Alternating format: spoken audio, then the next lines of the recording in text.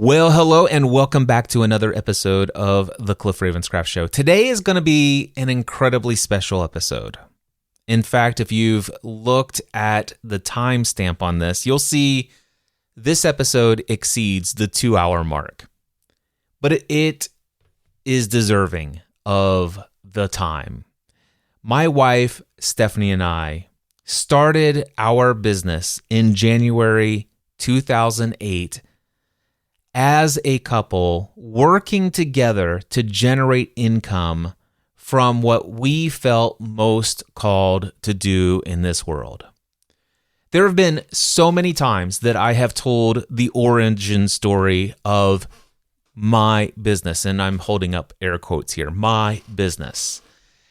And the reason why so many times that origin story has been told from my perspective of what I have done came out of the fact that there was a point a couple years into our business where all of the income generation was focused primarily at the time on my podcast coaching and consulting.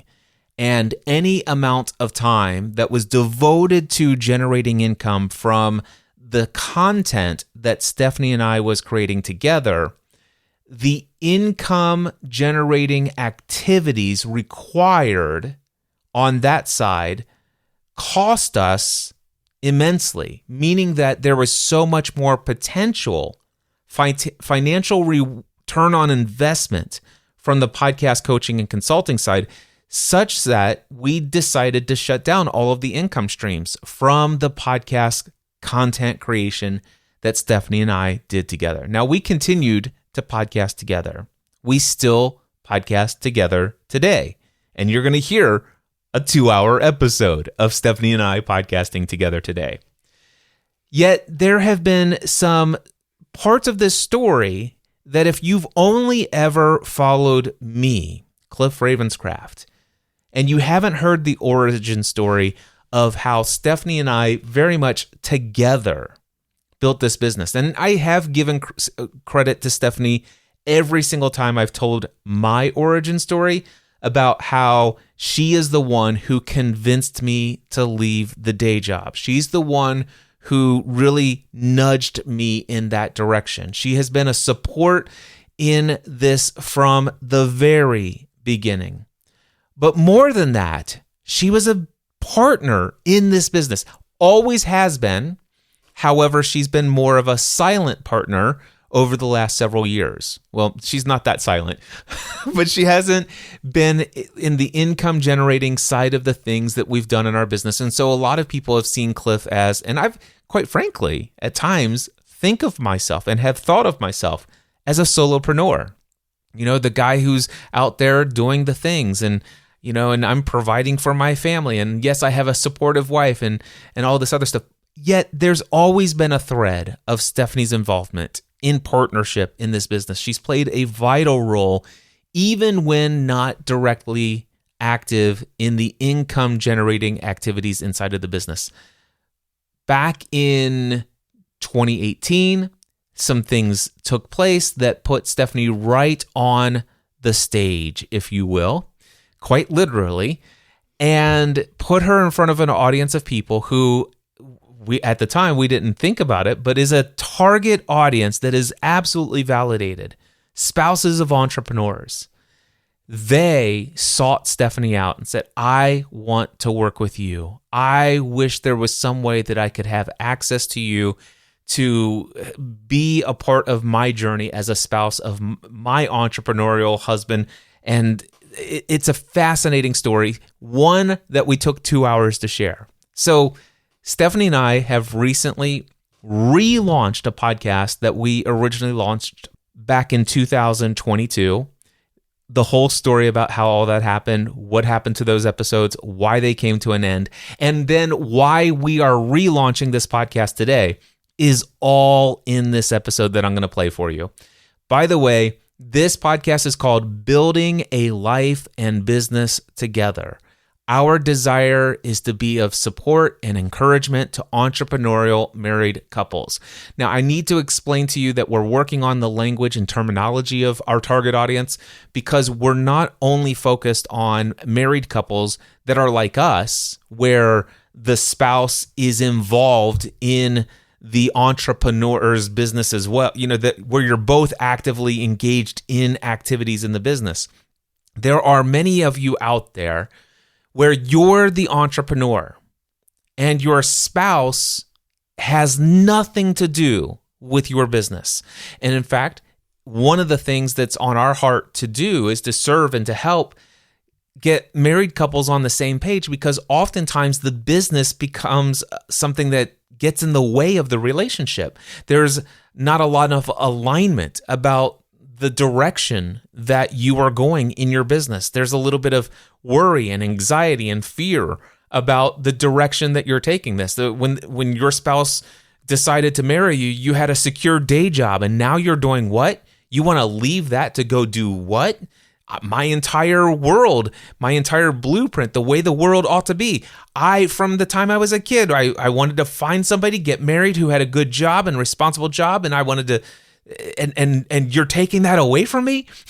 So when we say entrepreneurial couples, we just mean where one or either partner, either one or both partners in the marriage are operating a business. All right, that's kind of what we're talking about. And if you happen to be the entrepreneur and you have a spouse, and this is not just roles as the husband as the entrepreneur. In many cases, there are women who are the entrepreneur, and it's the husband that is, the one who isn't fully understanding or wants to know, how do I handle the situation where my wife's the breadwinner of the family? We've had those conversations with people.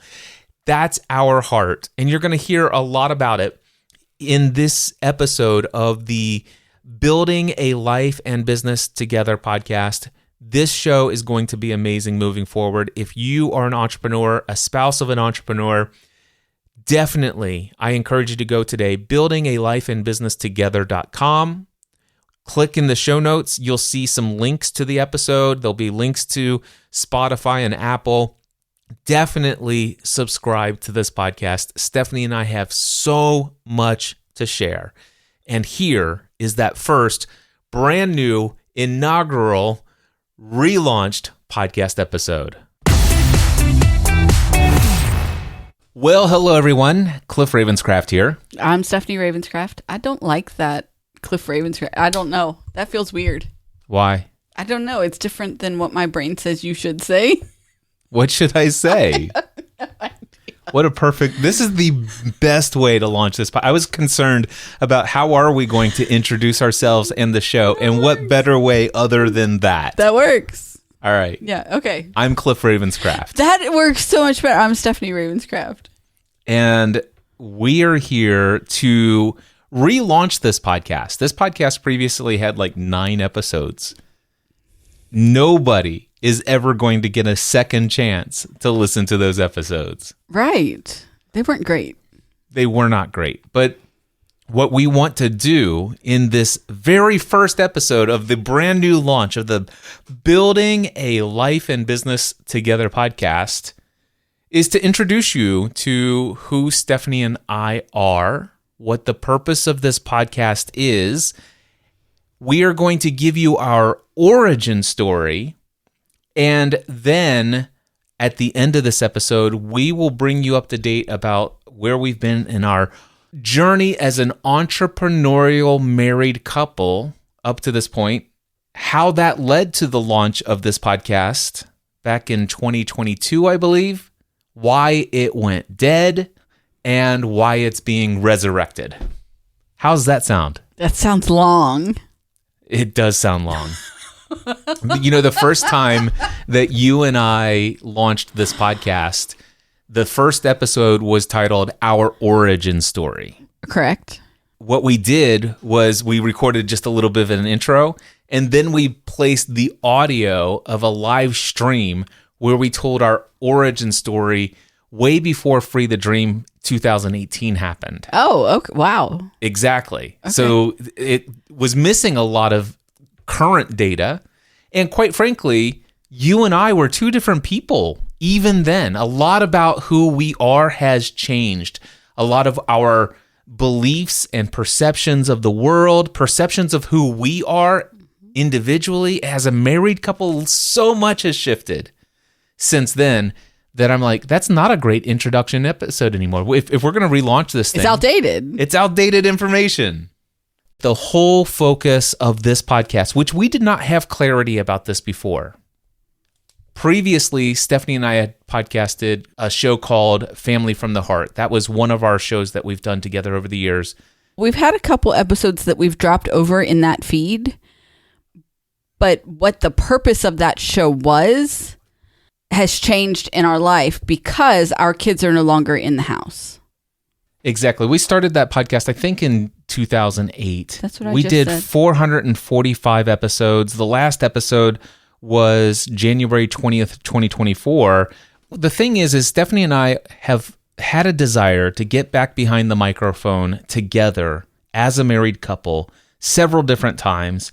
And the only show that we had in existence at the time was this show called Family from the Heart. And it made sense to do it when our marriage together primarily was a lot of talk about Stephanie and I managing our family from a parenting perspective. It's in a way that show felt more about our parenting and our life together as a whole family. And well, I mean, that's what our little jingle said. You know, it was a behind the scenes look.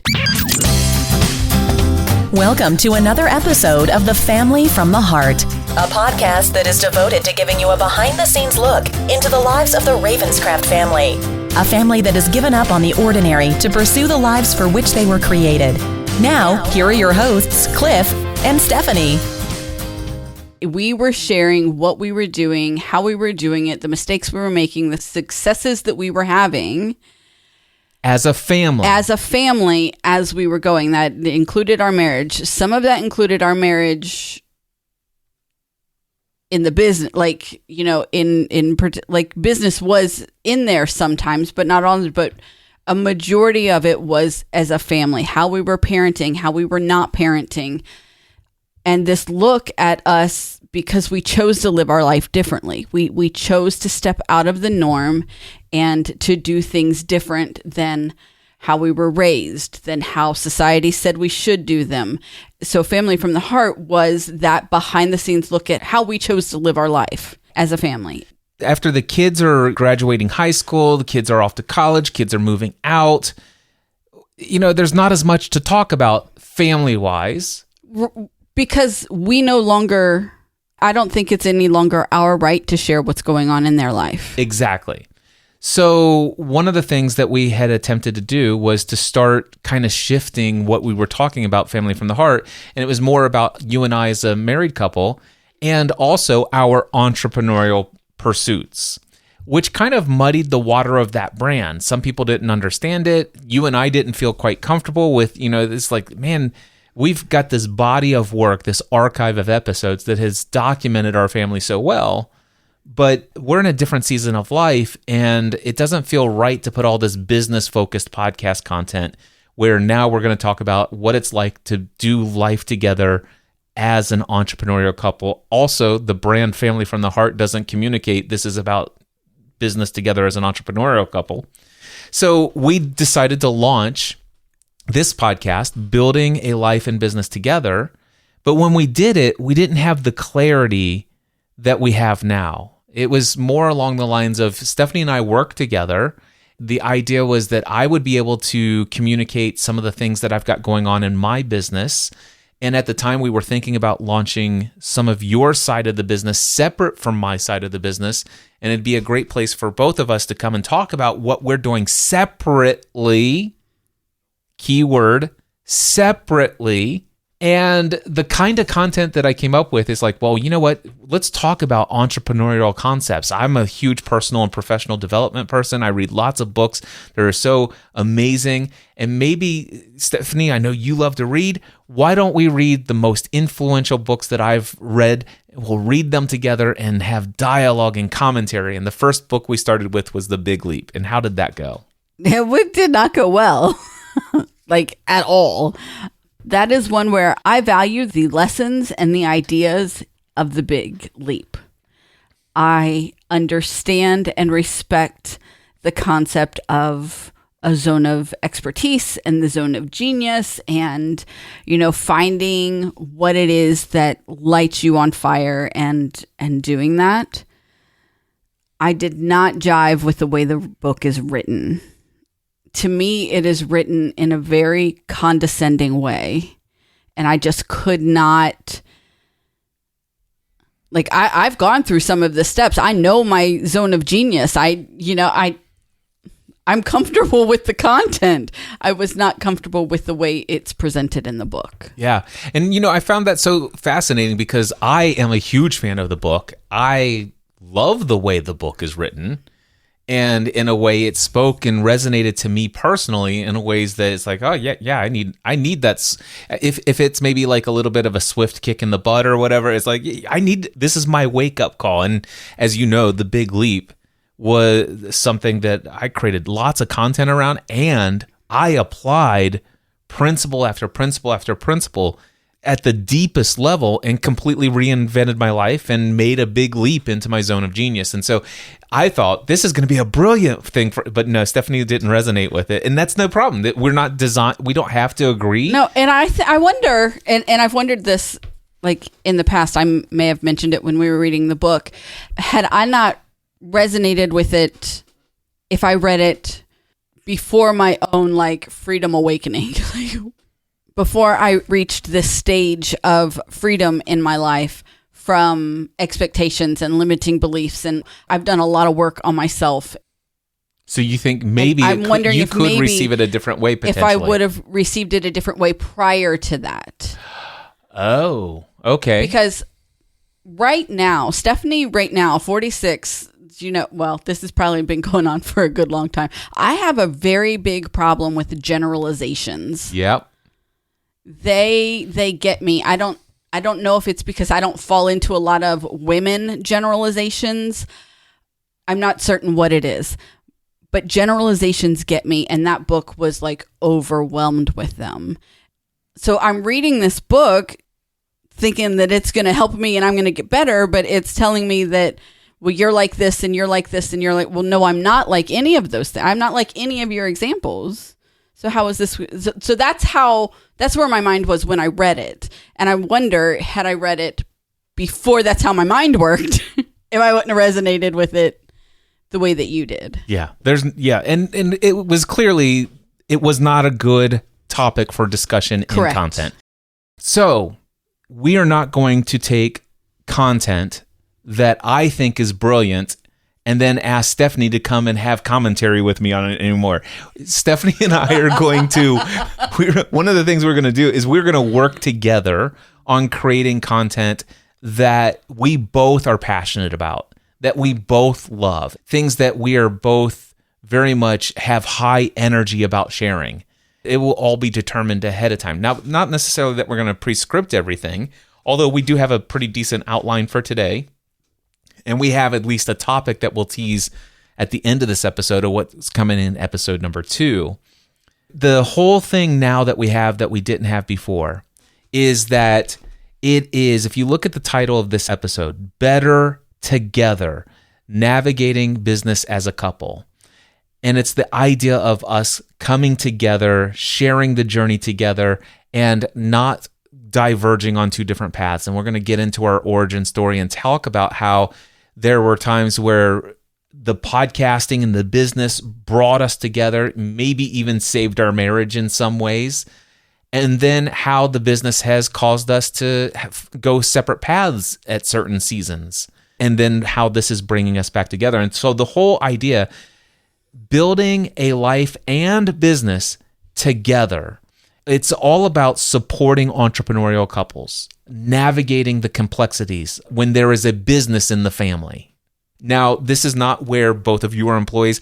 We hope to create compelling content if you are the entrepreneur of the family, you're full-time self-employed, you went out and launched this business that you have, but you have a spouse that doesn't quite get it. Maybe they're a little bit of they're concerned about the finances. They're concerned about why don't you have a responsible, real job?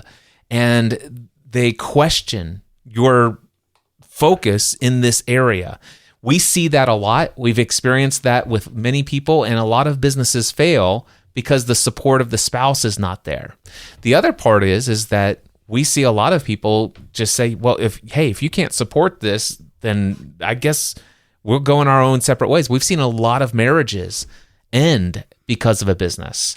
And what we want to do with this podcast is say, hey, if there is a business, whether both of you are involved or just the one of the two in this entrepreneurial marriage, if you have a business in this family, there is a way to build a life and that business together, whether the spouse is actively involved in the business or not.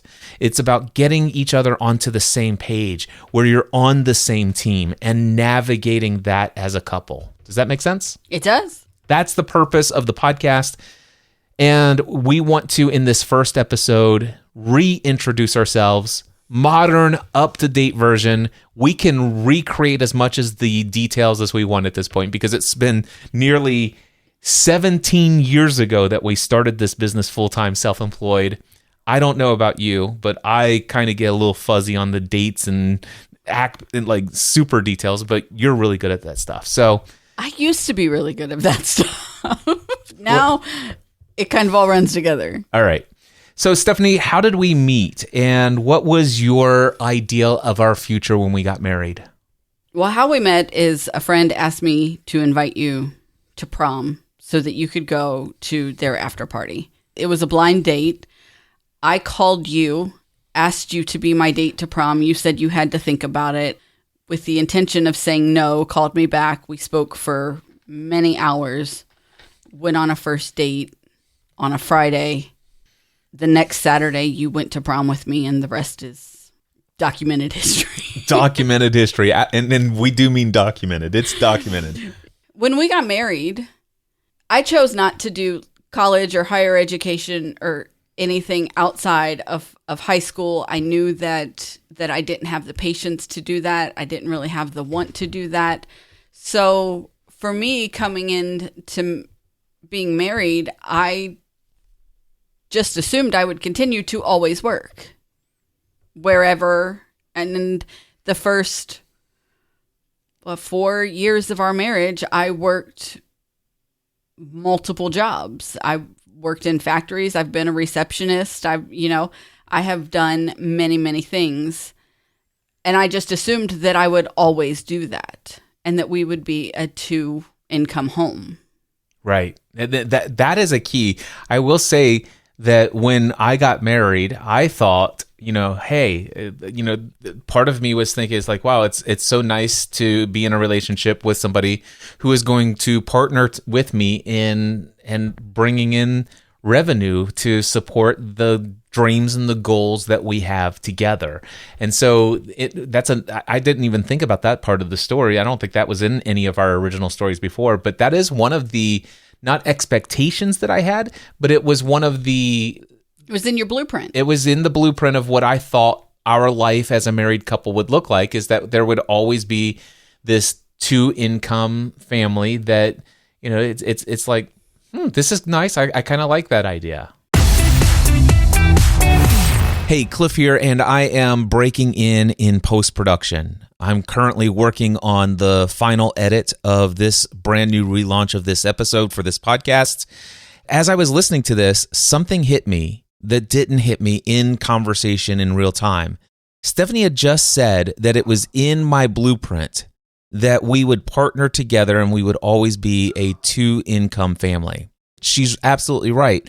My history growing up was watching my mom and dad. Their example for me was a 2-income family. From the time I was a kid, my mom worked. My earliest memory, all the way up until my dad sold his insurance agency. And so, yeah, it was very much a part of my blueprint. It's in my world, my reality. This is what husbands and wives do. They work together, 2-income family. I didn't think about that because since then, I'd lived so much of my life now as a sole income earner, and also doing life with a faith-based background where it was somewhat frowned upon for wives to work out of the home in many cases in certain communities that we had been engaged in.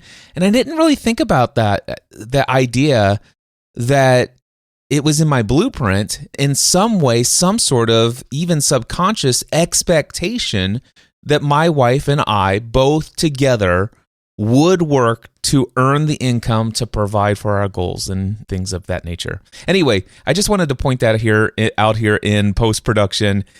Stephanie was spot on when she said it was part of your blueprint. And blueprint means your model of the world, the way you believe life ought to be based upon your conditioned beliefs and just the way you see the world. That's what she means by blueprint.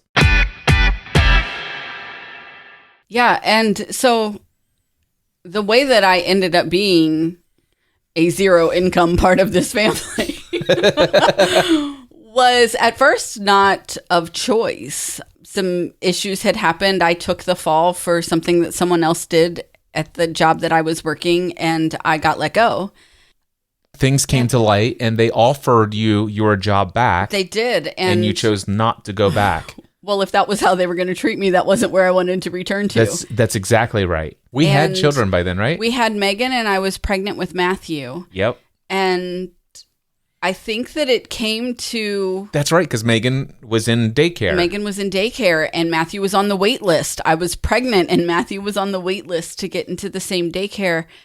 And when we sat down and started looking at, like, what my hourly rate would be wherever I went to find a job, I really would only be working to keep those kids in daycare. Yep. And so while it wasn't my choice to step out of the workforce,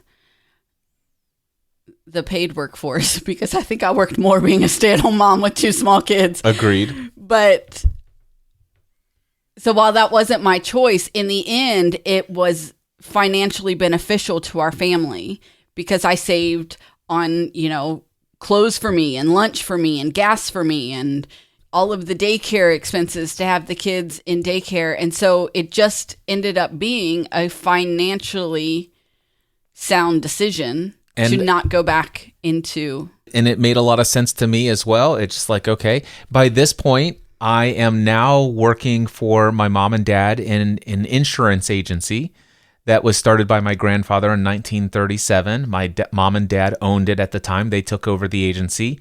They needed somebody to come in and set up their computer system and digitize everything that they do in their business because everything was done by paper files and in file folders. So I'm like, okay. It was the dawn of a new era. Exactly, for them.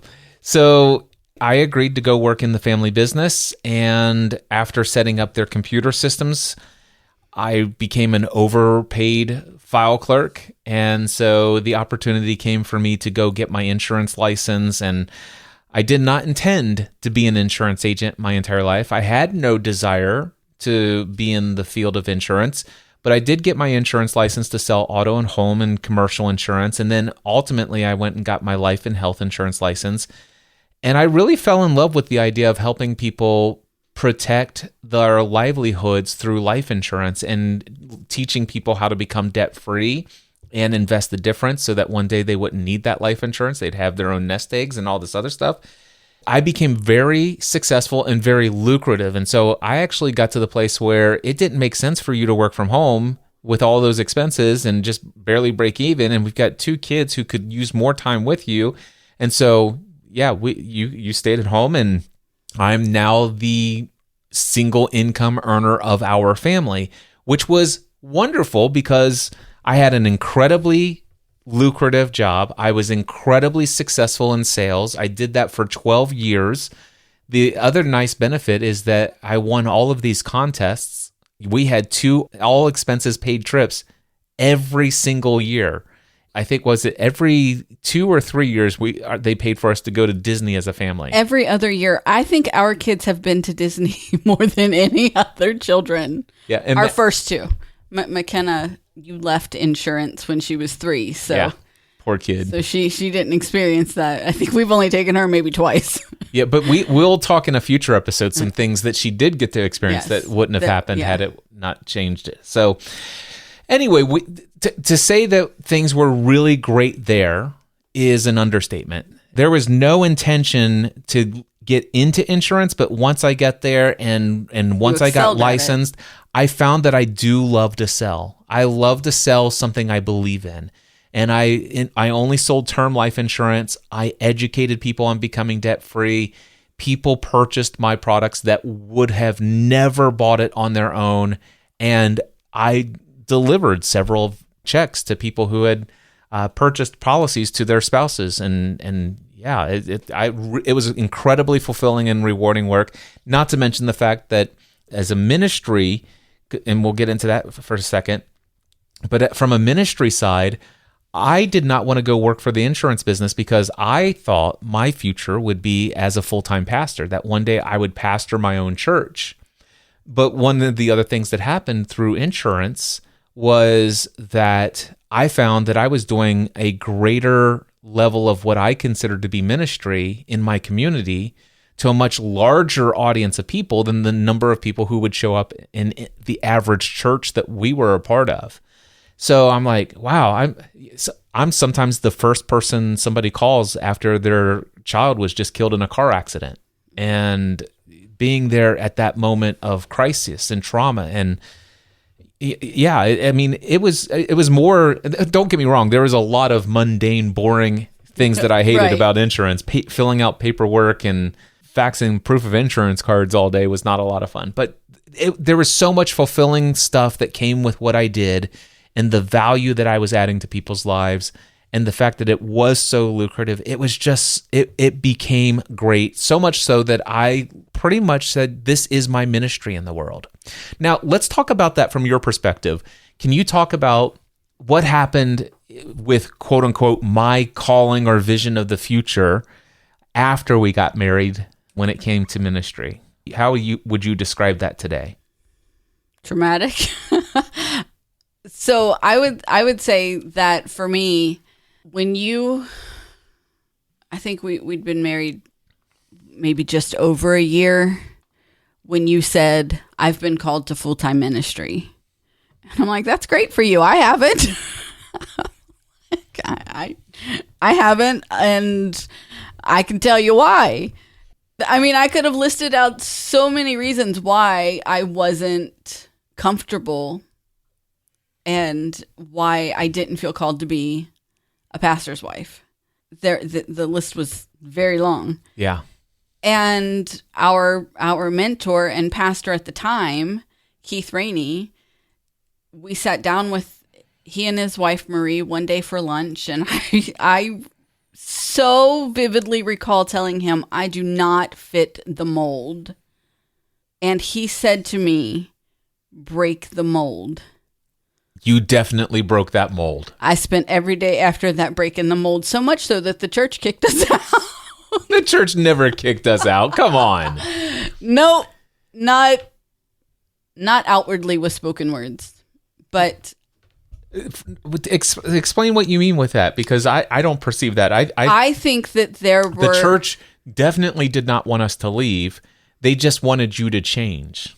Yeah, I said that we said the same thing. Okay. Well, here's the thing. So some stuff happened. They only wanted me there if I was willing to be who they wanted me to be. That's an accurate statement. They wanted, the thing is they wanted you to stay. They just wanted you to be different than who you are. And that didn't really fit with me. Yes. And it did not fit with me either. And so we ended up leaving that. And we moved to some other... there was another catalyst for why we left, and it wasn't about us. It was about someone else. Well, that was just the straw that broke the camel's back. I think that's very telling that we stayed and we stayed and we stayed and we stayed until the way that they were treating us became the way that they were treating someone else. Yes. And then we left, and then we took a stand. Yeah. See, that's not... They did not kick us out. I understand they did not kick us out, but their expectations, the backwards comments, the sly actions, the the backstabbing that happened repeatedly kicked us out, but we left on our own. Fair enough. Well, moving along. So the whole situation here is that for me, when I say I feel called to ministry, what I meant by that is I feel at a very deep soul level that I want to devote my life to encouraging others. I want to be a source of education. I want to be a source of encouragement. I want to be a source of inspiration. I want to help people who are struggling with any area of life. I want to help people break free and live a meaningful life doing whatever it is that they feel, who they were created. I want to help them live the life they were created to live. And so for me, I'm like, well, my model of the world at the time says, well, gosh, I think the only way that you could quote unquote do that as a career, it seems like that's what you would call a pastor, because that was the world I grew up in. And I went and talked to our pastor at the time, and he brought me before the church board, and they interviewed me, and I'm like, yes, Cliff, you're definitely called to be this, and we think that what that looks like in the Nazarene church is this. You're going to go down the path of an elder. We will pay for you to go to the Nazarene Bible College. We'll, this and all the stuff, and this is how you'll become a pastor within the church.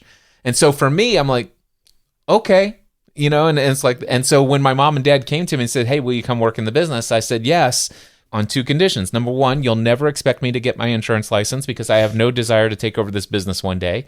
And number two, if I'm ever offered an opportunity to pastor my own church, no matter how much less money I might make doing so compared to what I'm making here, you would give me your blessing to leave. And they agreed to those two stipulations.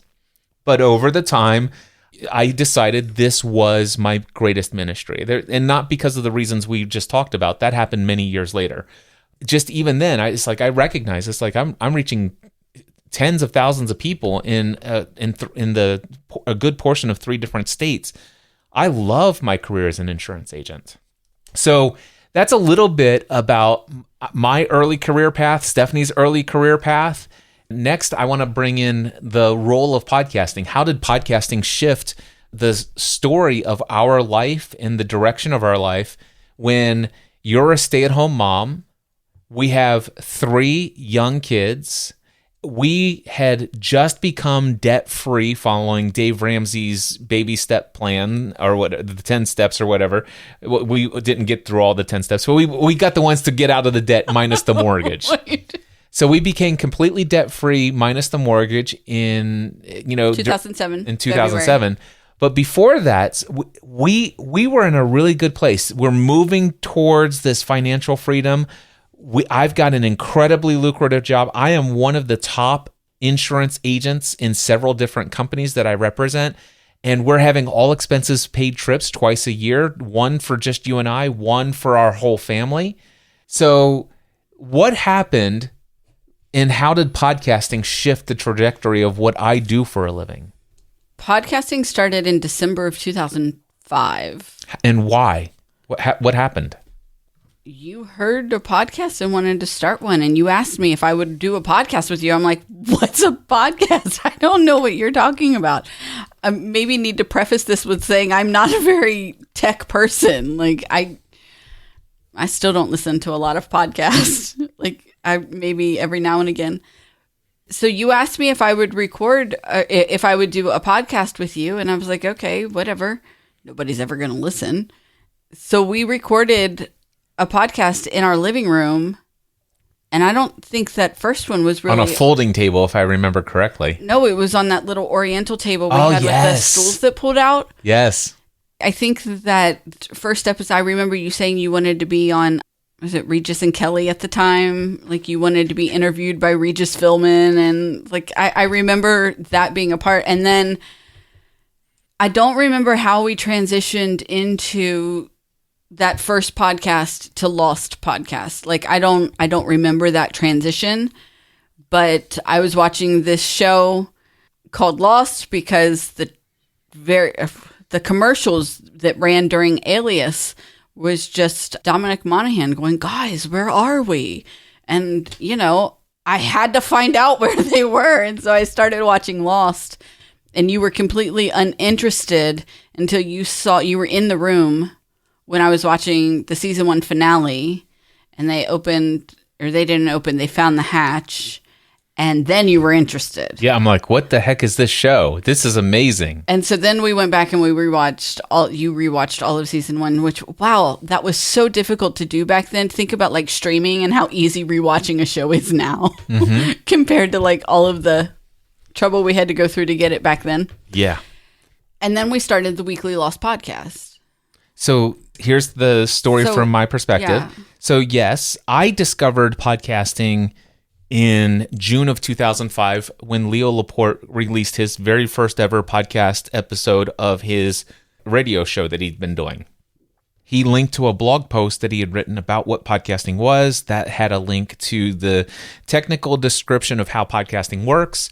I'm like, this is amazing. There are people who are actually out there creating audio content that I could consume that I would be interested in. Prior to that, I'm embarrassed to admit that I used to be a talk radio junkie.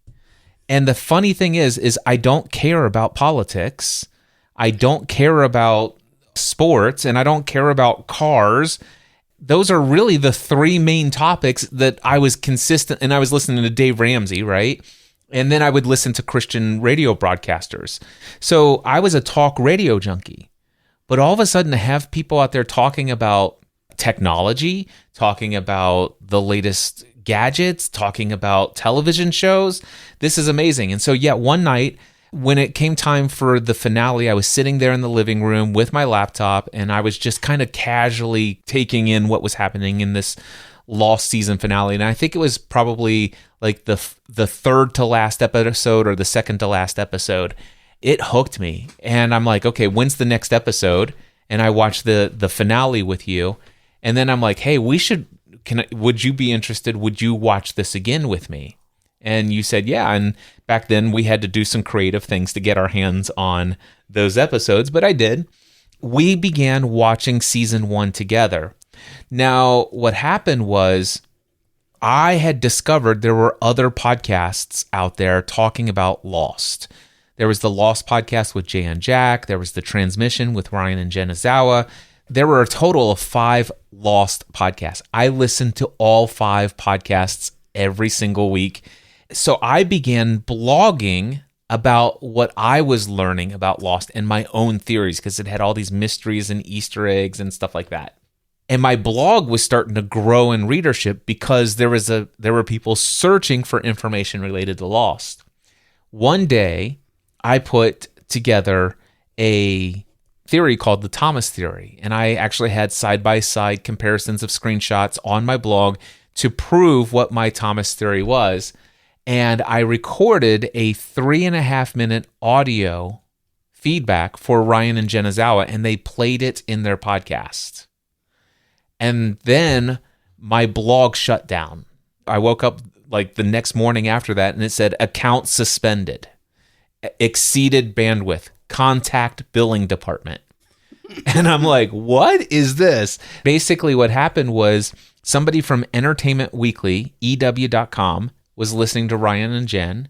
They heard my theory. They wrote an article overnight about my theory and linked to my blog, which was on a shared web host server. It had never seen more than 300 people a month. And let's just say many hundreds of thousands of people were then sent to my blog, and the billing department sent me a nice hefty bill, and we talked it out, and I figured out how to solve the issue. So anyway, people who had heard that, including Ryan and Jen, said, you should do your own podcast. This is amazing. And I'm like, really? And so I said, hey, if I'm going to create a podcast, there's only 3 different topics I think I would do. I would do technology, I would do faith, or I would do the TV show Lost. Everybody who has anything to do with technology and knows about it already has a tech podcast. I don't know what I could add to that. Every Christian radio broadcaster who's been broadcasting for the last 3 or 4 decades on the radio, they all have a podcast. I don't know that I could add anything more than they do. When it comes to Lost, that's my obsession right now.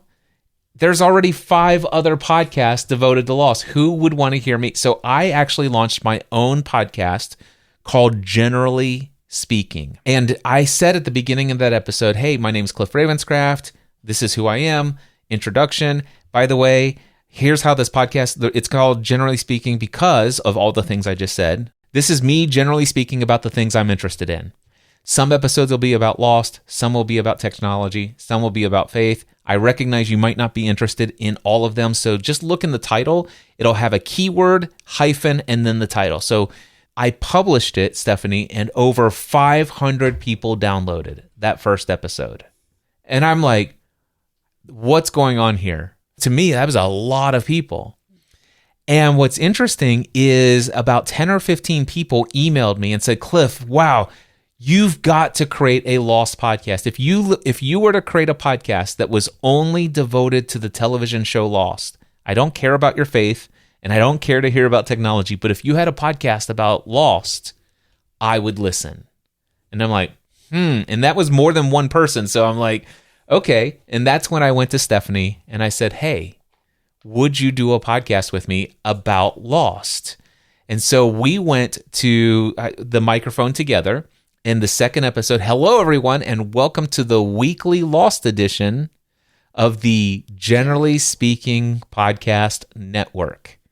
And I knew right then I was going to create lots of other podcasts about lots of other topics because people want to hear from me. And it's like, and I'll admit, it kind of went to my head. Oh, it so went to your head. People wanted to hear from you so much that you scripted what I was reading. So they were literally hearing from you. They got to hear from me, and they also got to hear from me through Stephanie's voice. I wonder what the actual episode number is of the split. When I said, if you keep scripting me, I'm not doing this. I don't remember. I wonder when do they stop getting robot Stephanie, and when do they actually start getting Stephanie? Yeah. I should mention that we also had as a co-host our next door neighbor, Rachel, who was also into the show. And she was a part of our early podcasting journey with that podcast for probably over a year. Yeah, a while. So we started the Weekly Lost podcast. That was our first podcast, although I did that first episode was just me. And then we launched this as its separate podcast. And I never continued on the Generally Speaking podcast. I started launching other shows on other topics individually. After the second episode was published, the 5 other podcast hosts, or the 5 other podcasts and their hosts, they had already created something called the Lost Podcast Network. They were all individually posting their podcast episodes into their own podcast feeds for their shows. But they actually created a separate feed that shared on a Blogger account, which was owned by Google, which had been purchased by Google. They said, hey, Cliff, if you're interested, we would like to invite you and Stephanie and your Lost podcast into our Lost Podcast Network. We would give you a username and password, and you would just take the same content you're posting to your feed and also post it to ours. So by our third episode, we were now getting our own audience plus the benefit of this existing audience that had been around for over a year. So our third episode was downloaded. 27,000 people downloaded. It's a little bit more than 500. It was a little bit more than 500. 27,000 people around the world. And things only grew from there. That show blew up. I think eventually it hit 60,000, and I think at one point we were over 100,000 people. Hello, everybody. My name is Dr. Marvin Chandler. Oh, wait a minute. Or is it Pierre Chang or Mark Whitman? Anyways, it's me, and you're listening to the Lost Podcast with Cliff and Stephanie. Hey, cool, you fixed it. Don't expect anything. The chances of getting a signal are slim at best. Static's good, right? No. Reception is good. Wait, what's that? It's Russo signal. Oh, crap. But this radio has a wider bandwidth. That's what you call a party in a podcast. Hold it! Stop, do you hear that? Welcome to the weekly Lost edition of the Generally Speaking Production Network. Now, here are your hosts, Stephanie and Cliff.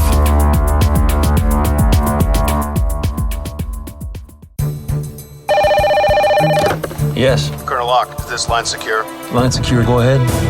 Hey, Cliff, Stephanie, Toy. This is Michelle from Texas. This is Kim from Indiana. Josh from California. Jennifer from Florida. Sam in Tucson. Kimberly from California. Paul in Memphis, Tennessee.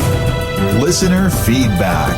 Target area is acquired. We are a go. Roger that.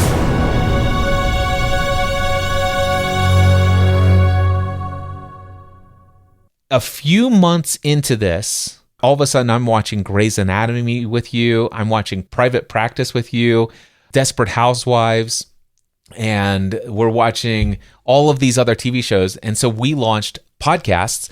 We had the Grey's Anatomy fan podcast, the Desperate Housewives fan podcast, the Private Practice fan podcast, the Doctor Who fan podcast, and the Heroes fan podcast. And the list goes on. Yes. So we created all of this content. What happened was I'm following the tech side of podcasting, right?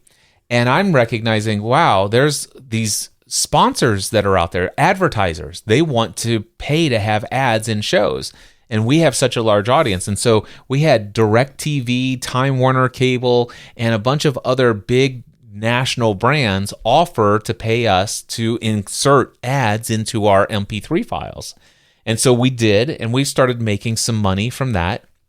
We developed a relationship. We were doing a lot of live podcasting back then, and we were using a service called TalkShoe. I had developed a really great relationship with Dave Nelson, the founder of TalkShoe. He's like, hey, Cliff, I'd like to work out an arrangement where I would just pay you this monthly income just to bring your brand, your podcast network, your live shows over here. And if you could just bring your audience, that would be amazing. I said, sure. And they paid us extremely well. And then all of a sudden, people were beginning, Cliff, could you please teach me how to podcast? And I was doing it for free because I was like happy people would be interested in hearing me talk about podcasting because people locally were not interested. And so I'm like, yeah. And then people said, you've got to let me pay you for this. And I said, sure, okay. And then people said, Cliff, you could actually charge people for this. And I'm like, I never thought about that before. It wasn't why I got into podcasting. But then all of a sudden I had enough people that I started doing these group workshops online, and I would teach people how to podcast. And then some people said, Cliff, I'd like to learn from you personally. How much would it be? I'm like, what, $50 an hour? Let's just do a couple of hours. And all of a sudden I'm starting to make some money on the side from advertisers, sponsors, and from podcast consulting, and we had donations coming in. The first donation we ever had was from Edith Baker, who said, I'd like to help you buy your upgraded equipment. Mm-hmm. And I'm like, okay, that's fine. Eventually, we were making somewhere between $2,000 to $3,000 a month every month from our podcast efforts consistently. Sometimes it was a little bit more, but it was consistently $2,000 to $3,000 a month.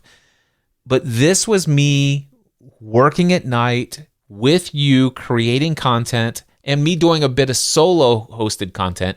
So I'd like to ask you, what was it like during this season, that first, let's just say 18 months of we start a podcast together, not planning for anything, and by 18 months later, what does life look like for our family and our marriage, and how much time we spend together? At the start, it was fine. We just recorded the Weekly Lost podcast, and then we started adding others, and so we would watch a show and record a podcast, and that was it. And then you have, which you know this now, you didn't at the time, you have a quality about you that lets you hyperfixate on something, sometimes for short periods of time and sometimes for long periods of time. And so podcasting became a hyperfixation. And the more that the listeners grew, for me, it was always just watching a show and showing up and recording a podcast. When it was live, it was watching a show, recording a podcast, and interacting with the people who were commenting, but all of that happened behind the microphone recording. That's all podcasting ever was to me. And for you, it's, you starting to get this name and people are starting to know who you are and people are starting to want to learn how to do what you're doing. And your hyperfixation took you right down that road. Took me down that road. Do you talk about number of hours spent? All of them? I mean, you basically would come home. Say at that point, we had already moved your stuff downstairs. Even before we built the wall, we put you in that little corner. And so you would basically come home and head straight downstairs. But for me, when we started in 2005, I had an infant. I'm trying to think, April. Yeah, I was still breastfeeding. Like I was busy. Mm-hmm. And so for me, it really, my only commitment was to watch the show and show up and record. So and talk about it. And that's not even true, because in the beginning, my responsibility was watch the show, come back and read the script you wrote for me. Okay, fair enough. That is, that was easy. Actually, it wasn't. I hated every moment of it, of reading a script, not of, when I got to finally be myself on the Lost podcast. Sorry, my mind is really comparing you to those church people who wanted me to be who they wanted me to be. I know. And so when the church board, not the church people, the church board, I don't know that I really enjoyed podcasting until I got to be myself. The whole reason that I said yes when you asked me if I would podcast with you is because I had been part of a women's Bible study that said I should invest time in a hobby that my husband was interested in, so that we had a common thing to experience together and a common thing to talk about. The only thing, we weren't talking about it, we were just doing it. And then you went down into that rabbit hole and stayed down there. So over those if you really think about it, we started in December of 2005. By October of 2007, that's just over that 18 months. So January of 2006, that'd be halfway through 2007. That within the 18 months, I'm telling you to quit your job. Yeah. You're making enough. You weren't making enough, but you're making money, and so we could make enough to replace the insurance income. Or maybe not right away, but enough to, survive. And that it had to be one or the other. It couldn't be both. Also, your health and mental health and overall attitude had changed drastically when you found something that you were in love with and on fire for. Where that used to be insurance was no longer. Yeah. So one of the things that shifted for me was when I was creating content, there was definitely something that making a name for myself, speaking to a level of a desire for significance and fame in the world, and the ego-driven side of it. There was a very big part of that in the early days of my podcasting. I was very much attracted to the idea that people out there are saying wonderful things about me. I wasn't so happy about the ones that weren't so great about me, but the things that were nice it really fed that part of my ego and a very big desire that was a part of my life at the time. However, what really spoke to me, I talk about the fact that there was a season when all of a sudden I realized that being a pastor one day of a church is not my calling. Being of service to people is my calling, and I found that my work in insurance was far greater ministry than what I could ever achieve as a pastor of a church, from my perspective of what I had seen from a lot of different experiences and people. So I had made that decision, but then all of a sudden in podcasting, we're actually communicating to the world. There was a podcast episode or a Lost TV show episode called All Good Cowboys Have Daddy Issues.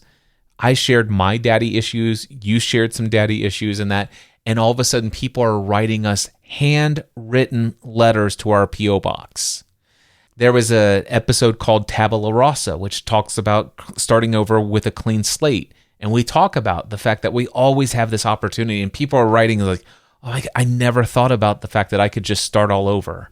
I've been carrying the weight of the world in my past, and I could actually just start over, a clean slate. And I love how the metaphor of lost has done that. And you really helped me see that I can apply that to my own life. And we have 3 different handwritten letters from people who said, I chose not to take my life because of something you said in a podcast. There was one gentleman who says, because of you, my kids have a dad again. And he told us the story of the fact that he had left his wife for a younger woman, felt so ashamed, was not a part of his kid's life, all this other stuff. By this time, we're telling stories about our marriage and things and challenges, and he all of a sudden started to see where he had kind of like, it's like, hey, I want to clean up some of the damage that I've done. He said, I don't know that I will ever be able to restore the relationship that I had with my wife, but if it weren't for what you and Stephanie shared in your podcast, my kids wouldn't have a dad in their life like they do now. And that's because of you. And it's those kind of things. It's like, wait a second. Okay. This is impact. This is bigger than Lost. This is bigger than Lost. It's bigger than insurance. And it's bigger than what I could have perceived and envisioned as the pastor of a church. It's like, this is what I want to do with my life. That's when all of a sudden, not only were you and I podcasting together, but I was creating the Almost Daily Devotional, which was almost 7 days a week. I created a podcast about faith called Encouraging Others Through Christ. I created a podcast that was called Pursuing a Balanced Life. And I was sometimes recording that every day. And I was just documenting and sharing, and people around the world, everything that I was creating, it was just reaching hundreds of thousands of people in total. And I began to see everything in my day job at the insurance office as a complete distraction. All I wanted to do Monday through Friday, 9 to 5, when I was at the office, was outline my next several podcast episodes. Or answer emails that were coming in. And quite frankly, I did a little bit too much of that. Physically, I was at the day job. Mentally, I was not. Commission went down. Commissions went down. Salary stayed the same, but commissions went way down. It was becoming quite painful. Back then, I didn't know a lot of things about mindset and how to manage emotions. And so, like Stephanie said, it was not an area of focus for me at the time. And I just went all in on what I felt was my calling. And the only way I was going to be able to do it in my mind was, well, as soon as I get home, I'll do this, and I'll do it until 2:00 in the morning, and I'll go back to the office tomorrow. And that just was not sustainable. And so Stephanie in September of 2007 said, that's it. I've had enough. You've had enough. Well, I think before the September, you said you had to give up podcasting because insurance was your day job and it was where the money came from. And so you can't do both. So you would give up podcasting. Yeah, there was a little... Yeah, that was the most miserable 3 days of our marriage. Yeah, there's a little bit more of a story related to the church that we were at the time and the leadership there that said, we want to nominate you to be deacon. And I'm like, well, that just doesn't seem to be in alignment. It sounds to me like that would require that I'm visiting people in the hospital and visiting people that are shut-ins, and I'd have to be here for all... 4 different weekend services at the time. Right. And also during the winter, I have to volunteer to be on schedule to shovel sidewalks. And you didn't even shovel our sidewalk. And and I'm like, guys, I just don't, with all the things that I've got going on with the podcast creation and all of these other things. And they said, oh yeah, we want to talk to you about that. We really believe that you should get serious about asking if whether or not you're getting distracted from what God has truly called you to do. And maybe it's time to rethink about what your priorities are and what you work on. And I will tell you that really ate me up. I'm like, oh, maybe they're right. Maybe this is crazy that I'm spending. This doesn't feel responsible.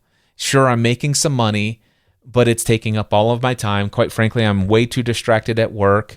I have a very lucrative career. I'm really great at what I do in sales. There's an opportunity here. I'm supposed to be providing for my family. These guys are seeing it. I've kind of been feeling it a little bit myself. Maybe they're right. And so I decided to quit podcasting. And it actually was a week. I know I was being facetious. Yeah. And I can tell you right now. Still, it was the worst week ever. It was so bad. I woke up about 15 minutes before it was time to go to work. I would get dressed. I would go to work. And all I thought about is how many hours are left in this business workday until I can go home and go to bed, lay in bed and go to sleep, because I just want to lose consciousness. This existence is intolerable. I had never been so depressed in my life, except for that week. And I'm like, I need to get through this. I need to get through this. And then eventually I said, wait a second. No, I think that I need to start podcasting again. I need to get serious about what I'm doing. Quite frankly, I think they were right. And so I went back the next Sunday and I said, hey, I think you guys are right. Thank you so much for really prompting me to ask myself if I've gotten my priorities out of whack and if maybe I've made too many commitments to things that are outside of what I feel God is calling me to do. And I said, you guys are right. I need to step down officially as the pastor of small groups here. And the answer is no to the deacon position. And my wife and I and our family are leaving this church. Yep. Yep. And I started podcasting again. And then eventually September 2007. In September, I don't even remember the conversation. Like It's recorded. Really? Yeah. Well, we had the conversation. Then I said, "Hey, do you want to?" You said I specifically remember I was standing in the kitchen, leaning on the island, like right on the end of the island, when we had that. I remember, I don't remember the words spoken, other than "It's time to quit your job." It's time. You said, "I want my husband back." Okay, I remember saying that too. And the kids need their dad back. And you're already making this much money on the side. Imagine what you could make if this were full time. Other people said that? Well, other people had said that, and I had been telling you what they had been saying to me. I'm not believing it. I didn't have the confidence yet at the time. I didn't have, but people are seeing something in me that I wasn't able to see in myself. And every time somebody that was worthy of listening to said things like that, I came home and told you. And I think eventually you're like, listen, all of these people are telling you this, and it's time. Tomorrow you're going to go and put your notice in. Well, and by that point, I mean, I'm just as much a part of that community. I'm on those live calls. I'm chatting with those people as well. I'm reading emails. I'm responding to people also. So yeah. At this time, I'm already, Stephanie and I together are recording probably 4 to 5 podcast episodes a week. Mm-hmm. I've already started bringing in co-hosts for other shows, and I'm doing several solo hosted shows. At this point, I'm already publishing 7 to 15 podcast episodes a week outside of my 40-hour day job. Right. I don't remember when I started Family from the Heart, or no, Full-Time Mom. I started that show on my own, and I remember the intro was all the kids saying, mom and mama, and, and calling for me. That clip is still somewhere. It'd probably make me cry to listen to it with all of their little baby voices. I don't remember when I started recording Full-Time Mom on my own, but I know that it wasn't very long into that I was out with my friend Sarah, and something happened and we had a story to tell, and so I invited her on to tell that story about this shared experience that we had, and then we liked it, and so Sarah became my co-host for Full-Time Mom, and we did that for several years. So Full-Time Mom started July 2007. You had done 184 episodes by January of 2012. Most of those are with Sarah. Some of them are on my own, but most of those are with Sarah. And then, so I'm like, okay, well, I'm recording with Cliff and I'm recording with Sarah, but I'm still not recording on my own. So then I did Stephanie Unplugged for a while. And then obviously we ended Full-Time Mom in January of 2012. And then when did we start Authentic Life Radio? Because then we came back, Sarah and I came back together and we're recording our show Authentic Life Radio. 108 episodes of 8 episodes of that. And you started that podcast 2018, right? September 2011. 11. Okay. And then it took a long break and it came back in 18 and we ended. Yeah. And so, I mean, I'm recording my own. I chose the title Full-Time Mom, not because I was a stay-at-home mom, but because if you're a mom in every life stage. Like, I still consider myself a full-time mom. It's just not my first job. So I'm podcasting a lot. You're podcasting a lot. I'm podcasting a lot. And we're podcasting together. I'm doing shows with co-hosts. You're doing a show with a co-host. We each have our own solo hosted shows. Lots of podcasting going on. And I had, by your prompting, gone in that very next day. Actually, by the way, so you were leaning in the kitchen, leaning on the countertop or on the island. After we had that conversation, you convinced me to listen to everyone, including yourself. And then I'm like, we should go record a podcast episode and share this because otherwise I'm going to change my mind. I'm going to change my mind. I'm going to be freaked out. We went and recorded that podcast episode. And then from that point forward, we're like, okay, let's create a business plan. By the way, I put a 90-day notice in. So that was in September 2007. My first day of full-time self-employment was January 1st, 2008. That's basically how things got started. That's how it left. So initial business ventures, content creation, and monetization strategy. So the original plan for this business wasn't a Cliff Ravenscraft solo venture. Matter of fact, you didn't even say, if I remember correctly, and like I said, this is where we could reinvent the story based upon whatever fits a really great narrative. Let's make a great narrative. But let's write a good story. I'm pretty sure this is the correct story. I think you said, we both know that this is what God is calling us to do. I do not think you said, we both know that this is what God is calling you to do. Do you remember that? I don't, but that sounds like I'm pretty smart, and we'll go with that story. Yeah, this is what I'm saying. It's like, we'd have to go back and check the record in the archives, and we do have transcripts of that particular episode, and I'm sure it's in there, but I'm almost positive you said, listen, we both know, based upon the way people's lives are being impacted, influenced, with what you're doing with Sarah, what you're doing through your solo podcast, with what I'm doing, the feedback we're getting, it is very clear that this is what we are meant to do. Okay, post-production Cliff here. I went back to the archives and I did find the episode that Stephanie and I produced where we shared the announcement that I was quitting the day job. That was on September 26th, 2007. It was episode number 151 of what was then called My Crazy Life. Eventually, that was rebranded to a podcast called Pursuing a Balanced Life. We had already had the conversation that I recalled that I just told you about.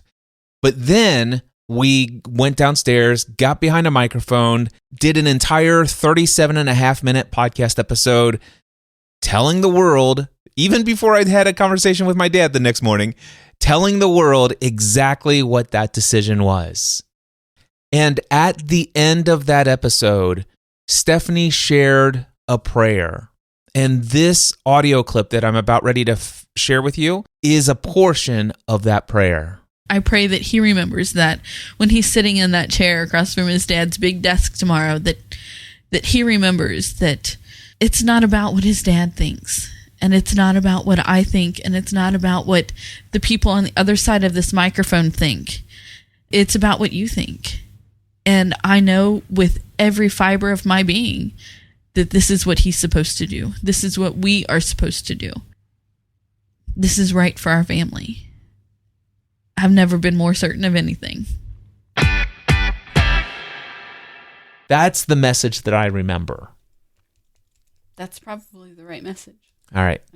You're whispering now. Yeah, I don't mean to be. I think I'm losing steam. Are you losing steam? I think so. We're only 1 hour and 10 minutes into this episode. We still got a lot to go. I know this.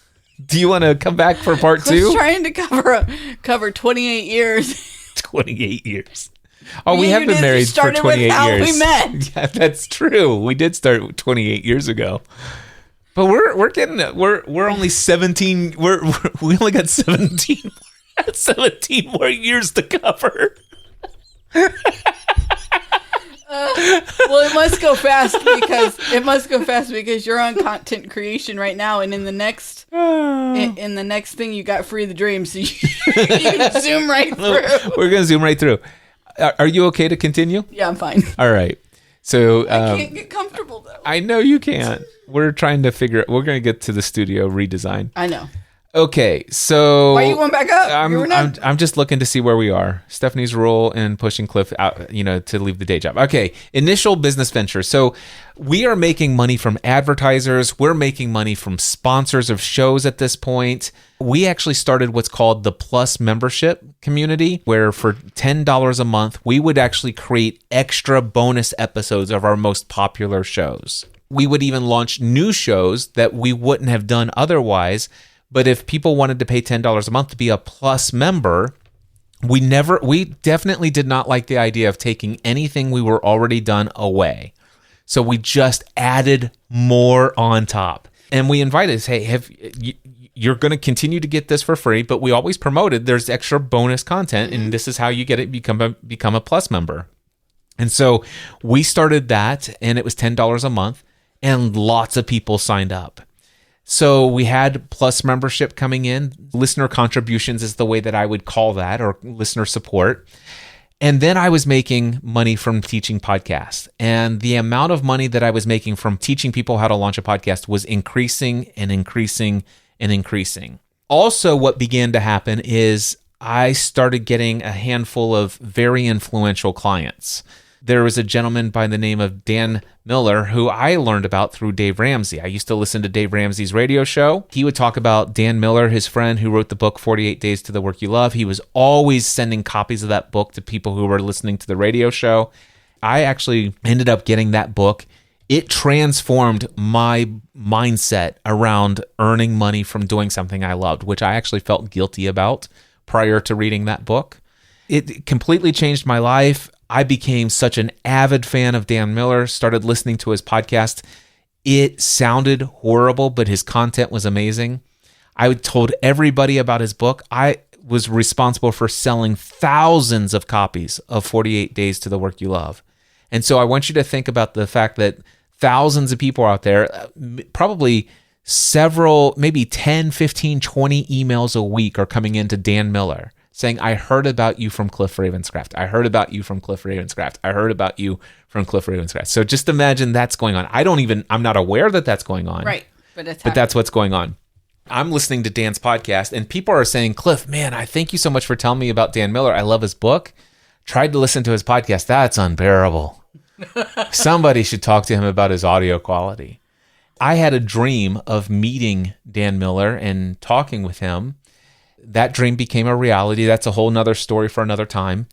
I interviewed him to be a guest on my podcast. Afterwards, he says, hey, Cliff, can I hire you to consult with me about my podcast? I remember you playing for me the first time that Dan Miller said your name on his podcast. Yes. I have that vivid memory. I was such... You're like, oh my God. Dan Miller said my name on his... Yeah. Yes. I was... In my world, he was my biggest celebrity. As it was a big deal for me. So Dan says, hey, Cliff, can I hire you to consult with me about my podcast? And I said, sure. This is a week. He asked me that right after I interviewed him. 1 week later, we're on the phone and he says, Cliff, what do you think about my podcast? I said, can I be honest with you? Do you want my true feedback or do you want me to soften it any? He goes, no, let me have it straight. I said, Dan, I've got a lot of people who said, Cliff, you recommending Dan's book has changed my life. I tried listening to his podcast and it's just not possible. I can't tolerate it. And I said, Dan, also, I will say that I'm an avid listener of your podcast and it hurts my ears. And he said, you know what, Cliff? He goes, thank you so much for being shooting straight with me. The whole reason why I asked you is because I get the same emails every single week and I need to figure out something and I don't know anybody who can help me solve the problem. What would you recommend? And I said, well, it depends on what your budget. He goes, what do you have in your studio? And I told him about my high-end equipment and all this other stuff. He goes, do you sell equipment? I said, I do. And he says, how long would it take you? I said, I get it in within 2 to 3 business days. He goes, Is there any way you'd be willing to put all that together, put a whole order together, everything you have, duplicate it, have it sent to your house? And would you be able to come down this weekend to Franklin, Tennessee, just outside of Nashville? I'll take you to a show. You can stay in my guest room in our home. My wife's going to Colorado for the weekend. I'll be here by myself, and you can help me set up a studio. And I'm like, yeah, that can happen. And after setting up his studio, I thought everything would change. But there was a big problem. Dan started talking about me every single episode about his podcast. Hey guys, you might notice I sound a lot different, blah, blah, blah. So, this is all thanks to Podcast Answer Man. And I said, Dan, I emailed him. I said, can I get on the phone with you? I need to talk to you. And he's like, what's going on, Cliff? I said, can you stop telling people that I've helped you with your podcast? The equipment is perfect. Everything is amazing. But whoever's processing your podcast is taking your recording and they're compressing it with the wrong compression settings, and your show still is a 6 out of 10. We took it from a 3 out of a 10 to a 6 out of 10, but it's a 10 out of 10 in your recording, but he's destroying the episode by doing this. Would you ask him if it would be possible to do this process, or is there any way that I could offer to produce your show every week for you for free? And he says, Cliff, let me have a conversation with my friend. Chances are he'd be more than happy to let you take over the reins. And so he had the conversation. He says, Cliff, the job is yours. I said, awesome. And I began producing Dan's podcast every single week, and I did it for more than 10 years. And I said, Dan, now you can talk about it. And he talked about me all the time. Hi, everyone. Dan Mellor here from 48 Days Online Radio. Cliff Ravenscraft has been my podcast answer man ever since he was bold enough to ask me if I wanted to make my podcast a 10 rather than a 6. And from what I'm now hearing all around the world, not only is he my podcast answer man, he is the podcast answer man.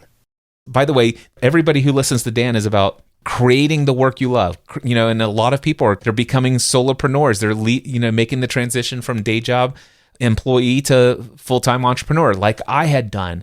And all the time he's like, go to Cliff, and just booked me solid. So much so that I didn't have as much time to create content as I did before. It's like I could create content where I'm making a little bit of money, or I could go over here and serve all these people where I'm making lots of money. And when I say lots of money, I'm talking about exponentially more money over here on the podcast coaching and consulting side than all the income combined from all of the streams of income from the content creation side. That led to a decision to start to shut down the Plus membership and give away all of our content for free, slow down the number of shows that we were producing.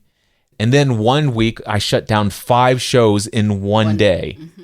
And so it started to just gradually trickle down. And that's the first time where we went from working together for income generation to where now I'm the sole income earner again. See, this never came out the last time we told this story. It didn't, because I don't think we thought about it that way. We didn't. Because we still very much worked together. We still did Family from the Heart. I'm pretty sure at that time we were still doing, I don't remember when Lost went off the air. I don't remember when their finale was, but we continued with Lost twice a week until the finale, and I was still doing authentic, like you were still creating content. I was still creating content, and I was running your errands, I was getting your mail, I was, helping with accounting, so I was still part of it, but I was no longer part of directly tied to the income generating activities. Right. Because we said, listen, we're going to give all of our content away for free. We're not charging anybody for any of the bonus. We still continued to do a lot of the bonus content that we were doing for Plus members. It's just that I'm making enough money over here that more people would be able to. And this really was this was my mindset. If we stopped the paywall, more people's lives would benefit from the message that's contained in these podcast episodes. And that's genuinely, it's like, why, we don't need this money over here. And I think it's crazy because at the time when I shut it down, I think it was, Plus membership was bringing in $28,000 a year. Mm-hmm. Not a lot, but it was bringing in $28,000 a year. The amount of time, effort, and energy it took to manage the system, because we didn't have Patreon back then, people. Right. This was all hand-coded PHPs and people's credit cards and PayPal links and nightmare. It wasn't worth the. It's like, if I just gave this away for free, sure, I'd lose the $28,000 a year. But you can remake that. But I can make that up in like a tenth of the time through podcast coaching and consulting.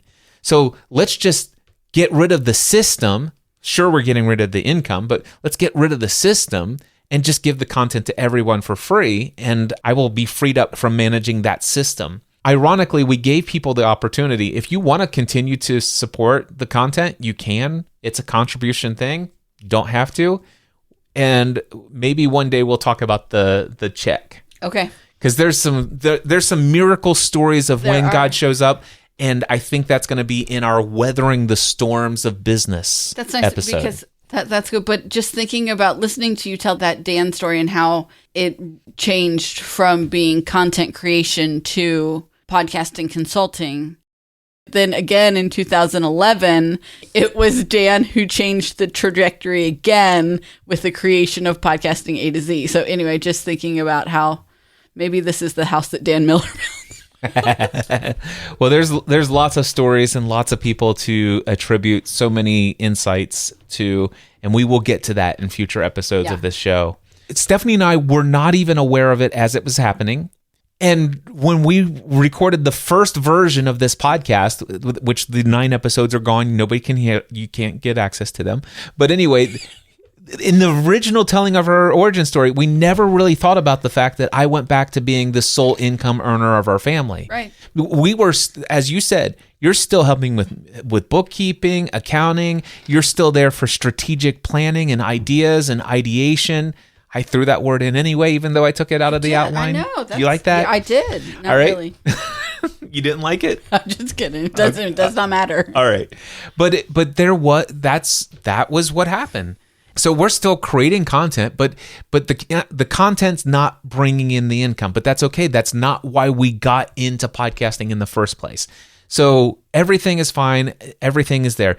Now, at this point, from 2010 all the way up to 2018, I am the sole income earner of the family. So for 8 years, it's what I do, my actions and activities in the business that's earning the income. You and I are creating content on the side, but it's kind of just a bonus. Maybe we could call it marketing efforts together, but most of what we're doing, it's kind of it's just what we've always done. It's who we are. We like to create content to inspire people. Then all of a sudden, after 10 years of being a podcast consultant, I'm recognizing a lot of people have launched podcasts and they've paid me to help them and succeeded. They have a great sounding podcast, but they get a couple episodes in, whether it's 10, 15 episodes or 80 episodes. Some of them made it to 100 plus episodes, but a majority of people failed to reach their goals. And the reason why is because they hired me to help them launch a podcast. But what I learned for most of those people, when I asked them, why do you want to have a podcast? A majority of them said, because Cliff, I want to do what you did. I want to launch my own business. I want to be able to escape my day job, and I want to create work and a business that gives me the freedom and flexibility and to do the fulfilling work I feel most called to do in this world. And I'm like, oh, that's amazing. Tell me, who's your target audience? I have no idea. I hope to figure that out along the way. I'm just going to build an audience and see what comes. And I'm like, oh, there's a lot that, and so after teaching people for so long, I recognize it's like these people need a whole lot more than somebody to help them launch a podcast. They need somebody to really come along and help them build a business strategy. Not only that, there's a lot of people who have the strategy figured out. The business model's there. The only thing is they're just not taking action. They're procrastinating, sometimes self-sabotaging, and I recognize a lot of it, almost all of it, was mindset related stuff. They had some limiting beliefs and they needed somebody to come along and encourage them. Remember what I said I wanted to do in my life? I just want to be of encouragement, help people break free that keeps them from doing the thing they want to do in this world, that feel called to do, that fulfilling side of things. And I eventually decided I don't want to do podcast consulting anymore. Insert Dan Miller here. Hey, Cliff, have you read the book, The Big Leap? I've heard you talk about it, so I think you should read it. I think it might do, and it changed everything. I'm like, okay, I'm going to make the leap. I'm leaving podcast consulting. I'm going to become a business strategy and mindset coach. And so with that, I decided I'm going to start teaching people how to build an online business from scratch. Here's my 11-step formula, and if you started with step number 8, it's probably why your business is going to fail. By the way, step number 8, create content, aka start your podcast. The reason why most people fail is because you started with step number 8. So I want to teach you the full 11 steps and get you those foundational 7 steps before you launch your podcast. This is so much more important than learning how to launch a podcast. I want to teach you these foundational things. And come to a live workshop. I want to teach you not just the strategy. I want to share with you some radical shifts in the way that you have to think and feel and perceive the world as it relates to money and business. Your mindset has to change. You cannot be thinking the way that you're habitually thinking right now. It will not work, even if you apply all of these steps. So I wanted to start these building an online business workshops in the Next Level Studio, which we'll tell you about the Next Level Studio in a future episode. But Stephanie, how did that bring you back into the fold of income generating activities in the business? So first off, you said that you were the sole income earner for 10 years, but we started the workshops before 2018. Fair enough. So for about more like 7 years. Thank you. Like I said, I preface this at the beginning. The math is fuzzy. I get it. I'm going to make up some new details along the way. It's just we're not rewriting the whole story. But so 7 years, I'm the sole income earner. And then we start these workshops. I feel like when it comes to business income generation, it's Cliff, and I have your support. But now things shift with the workshops. How did that shift? What happened? And so that shifted in that my zone of genius is creating a comfortable, inviting, safe place where people can come and learn and rejuvenate and refresh themselves. And so that is my zone of genius. And so my role in those workshops was exactly that. I created the environment for people to come in and glean the information that you were throwing at them. Yeah. So you and I were in preparation. We prepared, and like you prepare the content, and I'm helping prepare the space. I'm making sure that, they got coffee and they have water and little candy dishes on the tables to, hard candy if you have a cough in the back of the room. I'm planning the meals, and, I think for several of them, I cooked lunch. Yep. And ordered dinner. Mm-hmm. And then one dinner was out, right? One dinner was out at a regional area restaurant, popular only to Cincinnati. And it was not Skyline, by the way. Oh, God, never. It was Montgomery and Boathouse. That was my role. Yeah. That was my part. Exactly. And the thing is this became all of a sudden, it's like, okay, so this is a product. These in-person workshops is a product that's generating income. And by the way, they generated income. We hosted them here in our home, so there was no expense of a facility. We built this home because of podcasting. Again, a story for another episode. It might even come out in next week's episode.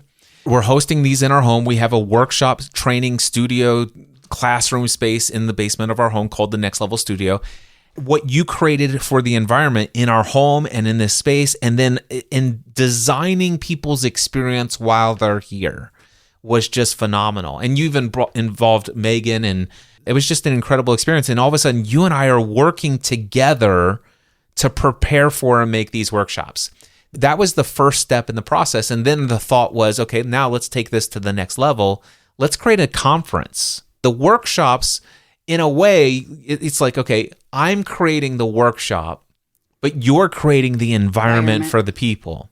Then we're like, okay, now for me, it's time to let's kick this up to the next level. Let's go and create an annual conference called Free the Dream to help people free the dream. And in some ways, in my mind, this was my event initially. But you and I very much said, Stephanie, I want you to work with me in all of the conversations with Matt and Lauren Brady, because we hired Brady Made Productions to produce our entire event. So they were coming to us and saying, hey, here's some idea for signage. Here's some ideas for tabletops. I'm like, oh, so much of that stuff. I'm like, oh, I don't care. Just let me get up on stage and do my thing. But Stephanie was there saying, hey, I think this would look good. I like this colors. Let's go with this. And so Stephanie was very much a part of it. And at this point, you're like, I think I want to be able to speak. I thought you asked me. Okay, then I may have asked you to speak. I think that's you what asked it was. Me to speak, and I was like, okay. Okay, this makes sense, because what happened was one of the things that I had heard several people say from the Building an Online Business workshops that we did in person. So many people suggested, I think, Cliff, it would have been amazing if Stephanie would have done a session, if she would have led a session, even if it was just Ask Me Anything. I think it would have been so valuable to hear the perspective from her side of what this business and entrepreneurial journey would be like. And with that feedback, I had suggested to you, Stephanie, I want to have you as one of the featured speakers to talk about what it's like as a spouse of an entrepreneur. One of the things that you and I did is we went to a speaker training conference together. I had already been through it more than once, I think, already. And this was my third time through it, but I went to a workshop before we did the weekend. We did a one-day SCORE speaker training workshop. Then we went to the SCORE full conference, which was my third time, your first time. Talk about that just briefly. What was your first, like when you got there and that, being in that small group, and how comfortable were you with speaking there? 0. Negative 10. I was not comfortable at all. It was the single most uncomfortable thing I've ever done in my life. The most out of my comfort zone I have ever been. But I did it. I wrote the talks that I was supposed to write. I still think when I get on stage, I have a shake in my voice.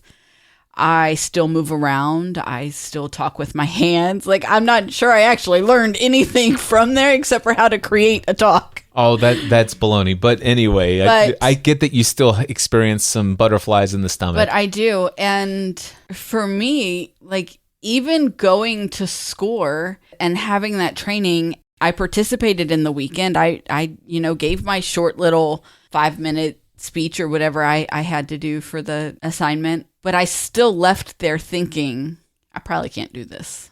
That is what led me. I think it was I said I can't do 45 minutes. I don't think I can do this, write this talk and give this and stand there for 45 minutes. So then I think you came up with the idea to have Mark Mason interview me for the last 15. Yeah. Your talk was the 5 stages of the entrepreneurial marriage. You talk about that first it's shock, then accept, whatever, and all these the different stages, and wow, was it amazing. So you got up there, you delivered your talk, and then Mark Mason came out and interviewed you and asked you questions for the last 15 minutes. And then the other thing that this is me breaking the mold. I chose to sit my butt down. Yeah, for your talk. I'm not going to stand there and give a talk. It's already so uncomfortable having all eyes on me and having everybody listen to me. But going to SCORE was the absolute most uncomfortable I've ever been in my life. I came out of the training, I did it. I participated, I learned, but I still left thinking I can't do this. Right. Well, you obviously picked up something because you did it. Right. Not too long after that, you did Free the Dream 2018. So we are working every week together planning Free the Dream. We are creating content together for Free the Dream, marketing it through vlogs. We're marketing it through the Family from the Heart podcast. I'm marketing it through all my own solo stuff. And so we're doing lots. I think I was marketing it through my solo stuff as well. You were. And so we are doing this together. We get to Free the Dream 2018. You get up on stage and something happens. What happened? People wanted to work with me. So here's the thing. Stephanie talks. So there are a lot of the people came. Most of the crowd was there because they had some entrepreneurial aspirations, because that's who we pretty much marketed to. Not everybody, but some people came because their dream might have been something else. But it was about freeing the dream of self-employment, freeing the dream of creating a fulfilling career that you love and that you find fulfilling. That's what Free the Dream in my mind was about. And so all of a sudden, many people who are entrepreneurs chose to bring their spouses. Some of them were the female and the husband was the supporting spouse or not so supporting spouse, and vice versa. It's very common that it was the man who was the entrepreneur and the spouse would say, my husband drugged me here. Not drugged me, but dragged me here. but my husband forced me to come to this event, and I was not looking forward to it until they heard Stephanie on stage. And I get off stage, and then I spend like probably 45 minutes, probably the whole next talk in the green room, just kind of recovering. And when I come out of the green room, there's a line of people waiting to talk to me. That never happened before. I've never considered myself in your shadow because why would I? I know I'm fabulous, but I'm perfectly content standing behind you. But now they were pushing Cliff aside and said, let me get to Stephanie. But now there's a line of people who want to talk to me. Obviously, the whole conference is called Free the Dream. And I remember one of the first people I talked to said, I don't even know what my dream is. Like, I don't even know how to dream. And so that we had a whole conversation right there, and people were asking how to work with me. What do you have a mastermind I can sign up for? Cliff's talking about his mastermind. I know that my husband's a part of Cliff's mastermind, but do you have a mastermind I could be a part of? No, no, I don't. And then we went back to we stayed in a hotel the first year, right? So yeah. we go back to our hotel, and I'm telling you how the day had gone, and you said, yes, you have a mastermind, and it's, what was it, $250 a month. And so that's what I started telling people, that's what everybody was telling people. And then I get home, I had a woman reach out to me who said that she was there that weekend and she didn't have the confidence to come up to me then, but she wanted to reach out and tell me what the weekend meant to her, how the weekend changed her life. And she was one of my first clients. And working with her and the growth and the healing and the oneness that she found in her marriage, that was an incredible year and a half. Yeah. It was an incredible year and a half to be a part of that. Yeah, so Stephanie did launch what was called the Free to Thrive Mastermind. There were 4 women in total who were a part of that for 1 full year. One of them did not renew beyond that, but the other 3 did continue. Stephanie had a one-on-one client at the same time. So now Stephanie is a direct income earner for our family. We did not put any kind of thought into what was it that made up those women, why did they hire you, and all this other stuff. We just ran with it. There was a demand, and we filled it. We should have known this all along, because in February 2019, it became clear I'm working with some of these men in my mastermind group. You're working with their spouses in your mastermind group, and you and I are comparing notes, and it's like, these people need marriage counseling. They needed to be on the same page. Exactly. I'm kind of joking. I get the joke, but for clarity, they need what you and I needed back in the early part of our marriage. We went to a marriage conference called Weekend to Remember from Family Life Today. And that marriage conference taught you and I how to communicate because we had never been trained how to communicate. What are you looking at? That wreath I made. Uh-huh. And how I only glued small white ornaments on the one side. I was pretty sure I had completely lost you. It's like, she's not here anymore. I'm not. I look at that, and that was a lot of work. Like, so that was a lot of work. Okay, she's speaking about a Christmas wreath that's hanging on the door in this new studio. That it doesn't fit with the rest of my Christmas decorations. That closet is full, so it got put over here into what was our storage room, but is now our, what is it called? Co-creation studio. You're jumping ahead.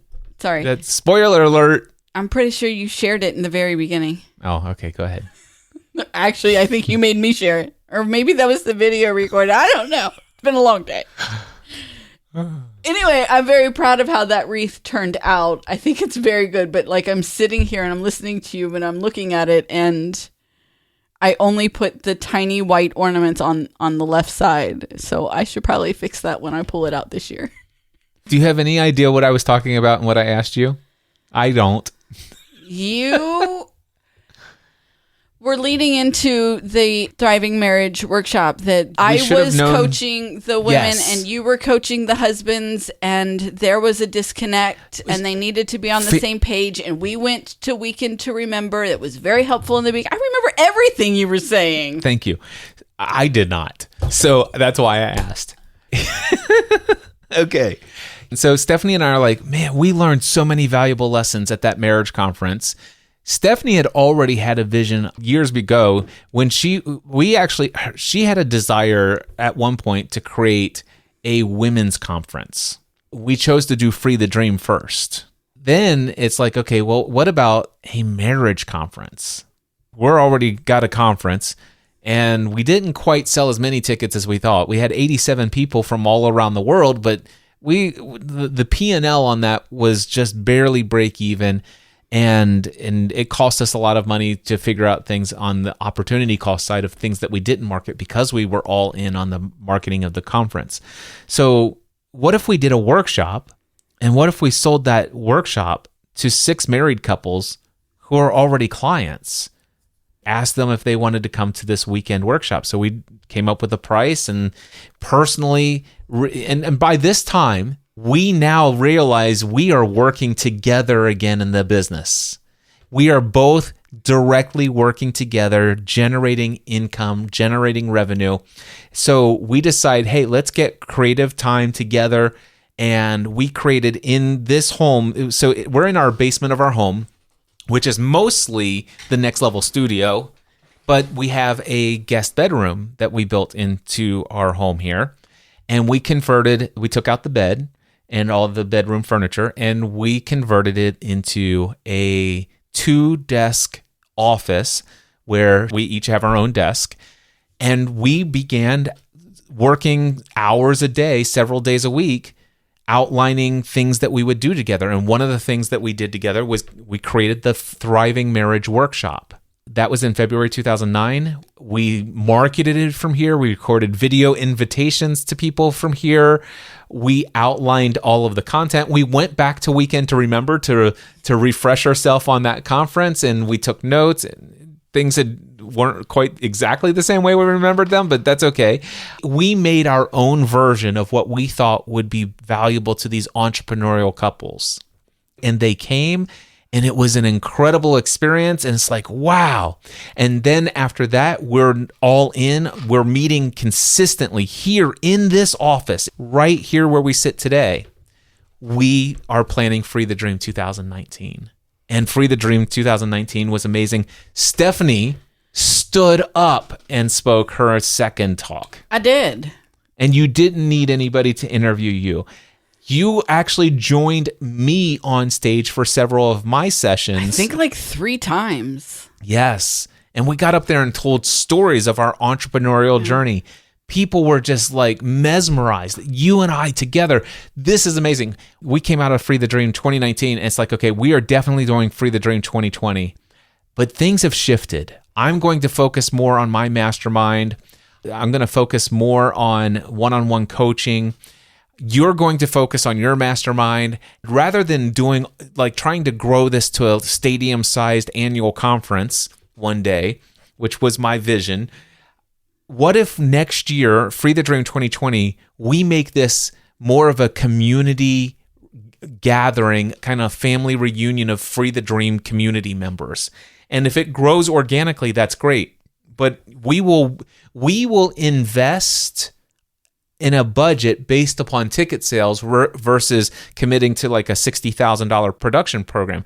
No, let's do more of a workshop community feel versus a bunch of speakers on a stage. So we had a major shift in how we were approaching that. And then something happened before Free the Dream 2020. What was that? I can't remember. It's like the whole world was involved. You mean COVID? Yeah. That changed everything in our world. Talk about how it changed your role at home with kids and stuff like that. Megan was at college, and then what happened? So that was in March of 2020. I was already having some feelings like it might be time for me to shut down my mastermind and to end my one-on-one coaching.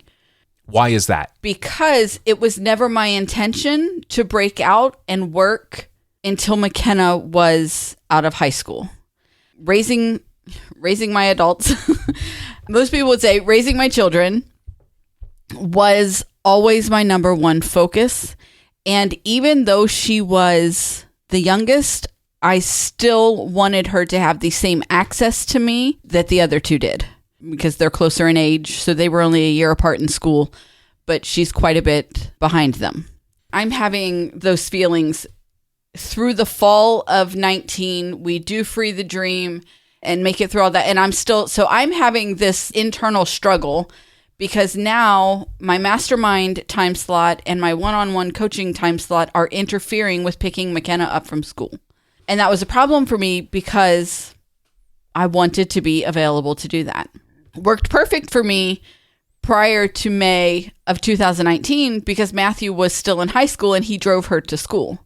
But then I didn't have that option and that availability.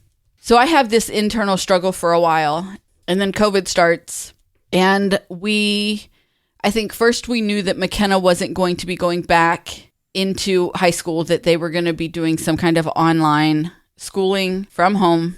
And then we got the news that we had to go. We had like 2 days time that we had to drive to Bowling Green to move Megan home.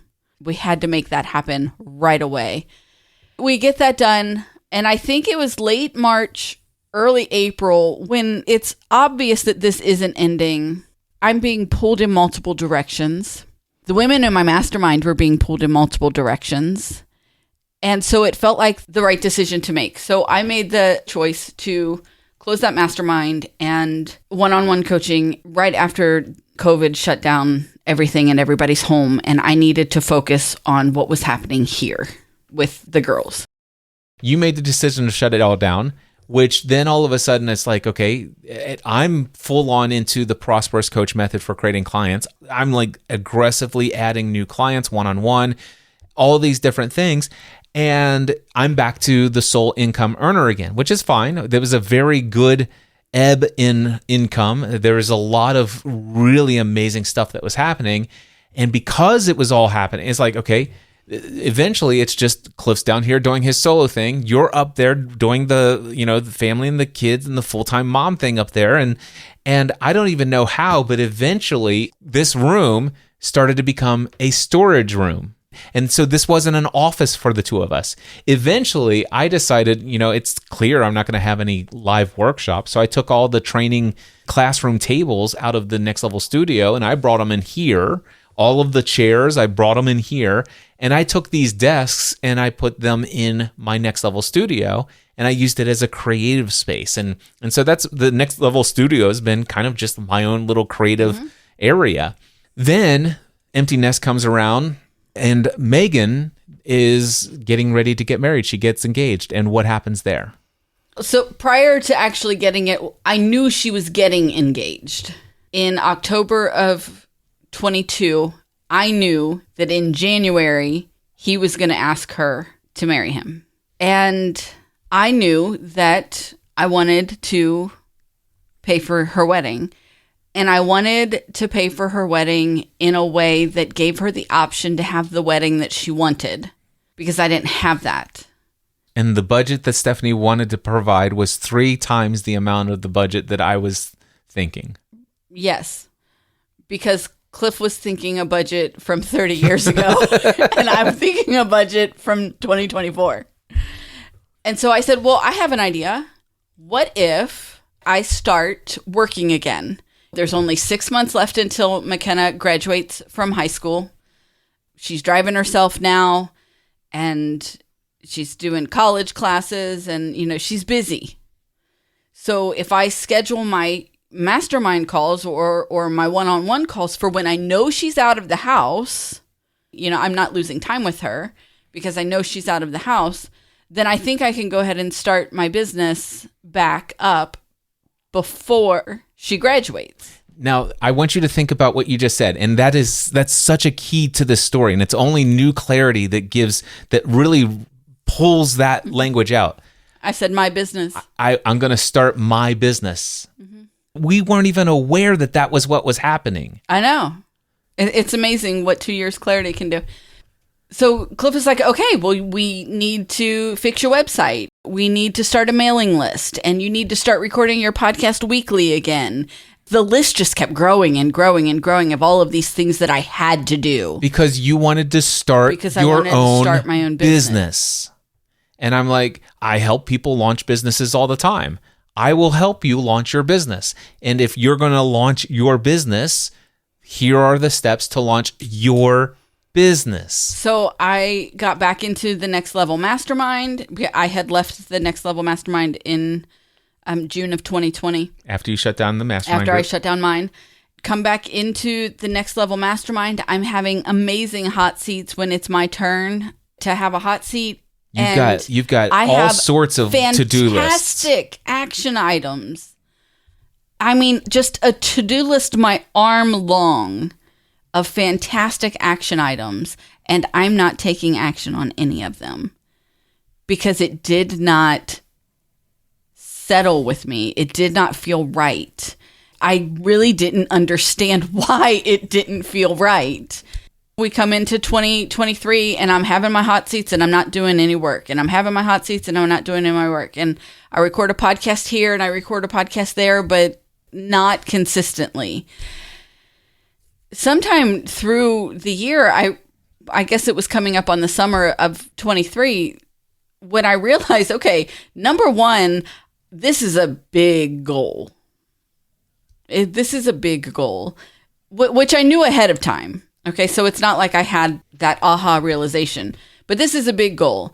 And number one, I did not expect that McKenna and I would take a week vacation to spend time together before she left. And I didn't realize that I would do this. And I didn't realize how much wedding planning would take up of my time. So I'm still busy doing all of these things, but none of it is work. And so I'm not making any money to pay for this wedding, but I still want to pay for this wedding. And with your own business. And yet you're still finding that for some reason, you're just not feeling it's like, listen, I just want people to come to me. If people want my support, I'm happy to give it. I didn't have to do any of this stuff before. Why do I have to do this stuff now? And I don't know how many times I've said that my mastermind grew organically out of Free the Dream, but not realized that Free the Dream wasn't just me. Yeah, it wasn't your business. It was our business. Free to Thrive Mastermind grew organically out of that. Yes. And for me, I got to April of this year, wedding's done. We've paid for it, but not in a way I would have wanted to. So it's April and I'm still not taking any action. And as far as my podcast goes, I'm like paralyzed. I'm like, I don't know what to talk about. I don't know. It was easy when I was... Because the standard is I need to actually be communicating. They need to mean something. They need to mean something. They need to lead to something. Everything has to have a purpose, and I need to make sure I get my marketing message right. Yeah. I was really paralyzed in recording my podcast. And so in April of this year, I asked you, I'm like, should I even be in the Next Level Mastermind? Because I am the weakest link. From a member trying to grow a business perspective, my feeling was that I am the weakest link. That is how I felt. And I told you, I said, I don't know if I'm doing this because it's what I want to do or if it's because it's what I think I should be doing. And there's a lot of pressure that I made this commitment to earn this much money and, and I haven't. And there hasn't been these actions and stuff like that.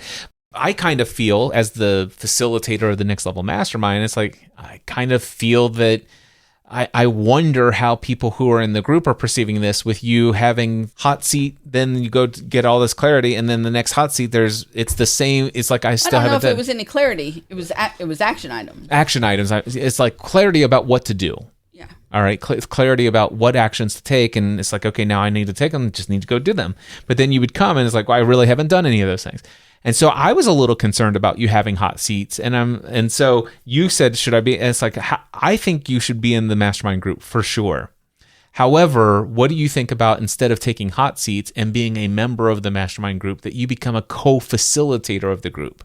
So it's basically you and I are the facilitators of this mastermind group, and the value that you bring is the perspective of the spouse of the entrepreneur. And in many cases, and we have had many women, and we do have women, we have one other woman who's in the group now, you bring that female perspective that is very much necessary to balance out a lot of things that are talked about, because we don't just talk about business strategy in the mastermind group. So yes, you should be in the mastermind group, but what do you think about being my partner in facilitating?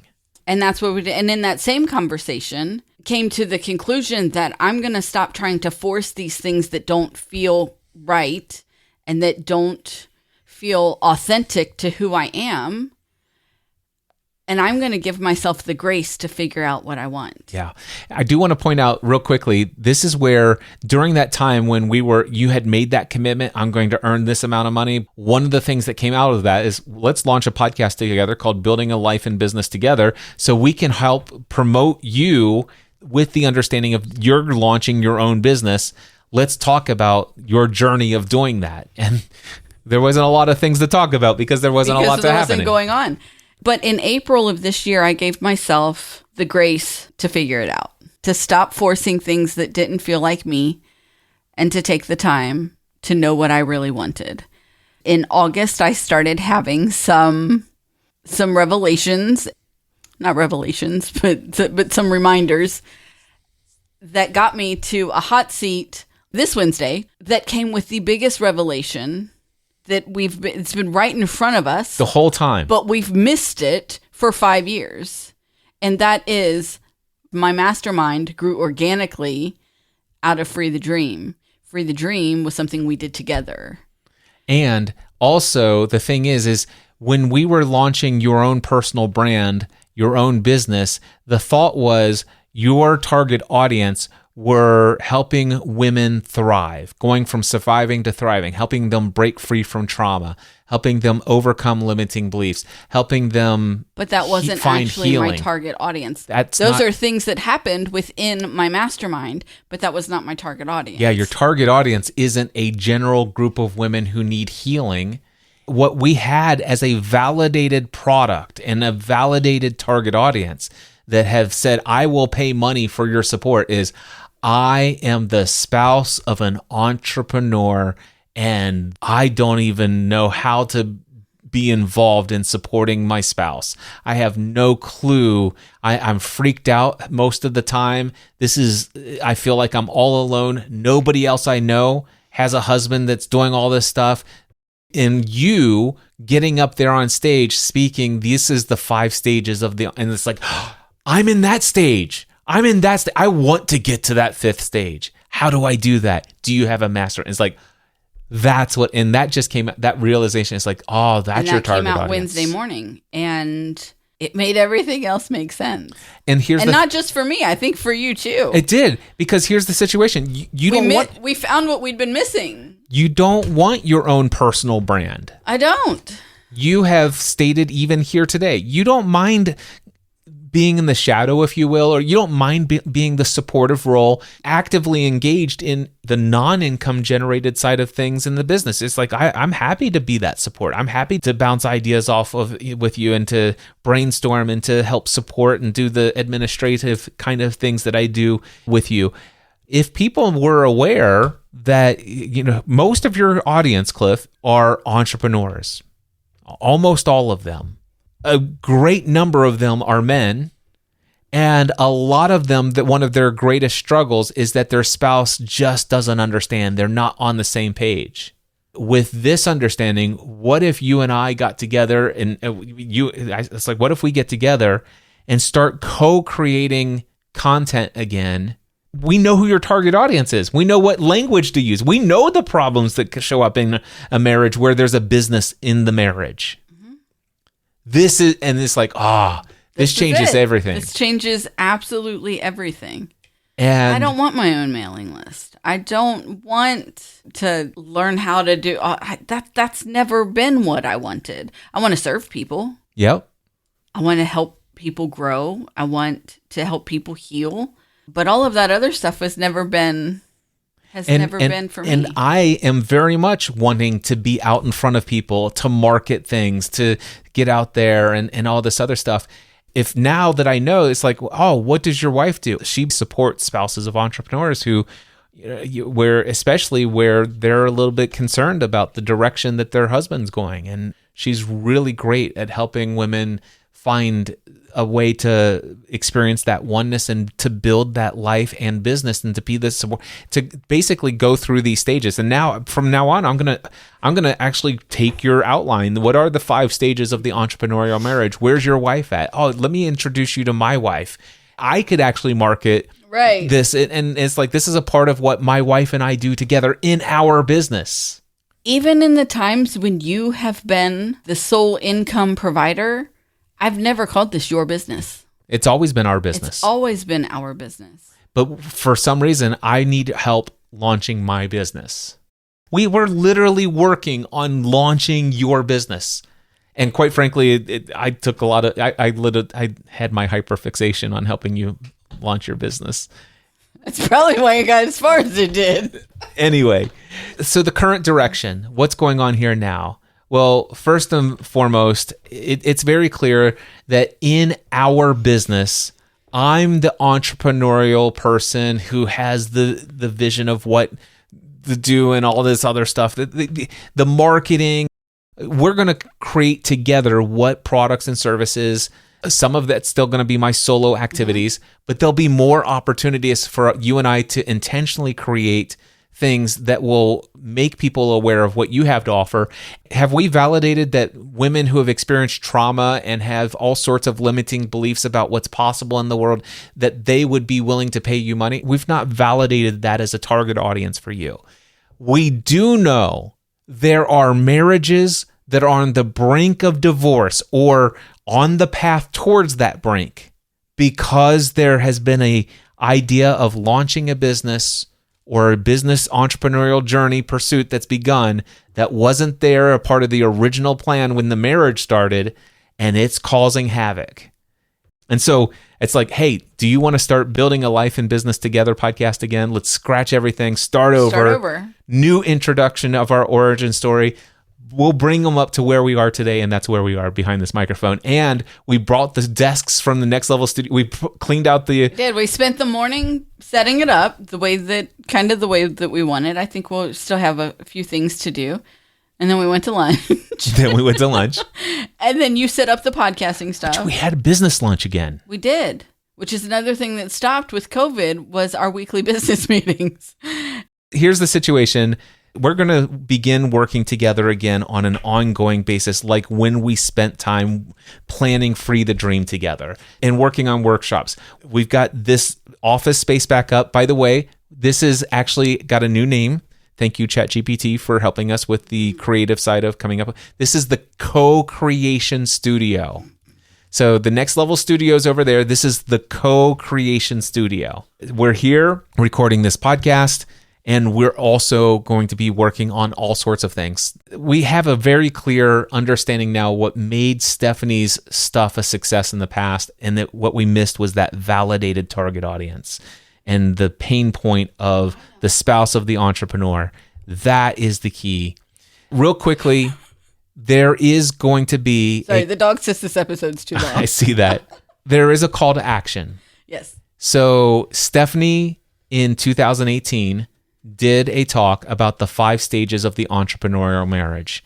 If you are an entrepreneur or married to one, and you are not absolutely at the stage where you are partners, equally excited about the direction of the business that's a part of your marriage, if you are not experiencing oneness in building a life and business together, then you need to watch Stephanie's talk.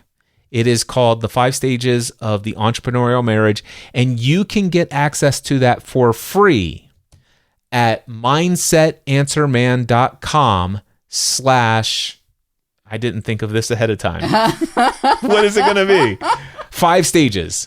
So that's it. FIVE stages all together. So mindsetanswerman.com/5 stages. Write that down, Stephanie, so I don't forget. mindsetanswerman.com/5 stages. And guess what? You'll be put on my email list when you do this, but you'll be tagged in a way that knows that it came from something where it's Cliff and Stephanie together kind of thing. So occasionally Stephanie might be able to take over my email list and send messages just to people who came in through things that we've co-created from the co-creation studio together. I love this, Stephanie. This is right. This is amazing. This is right. This is so much better than the first time we tried to do this podcast.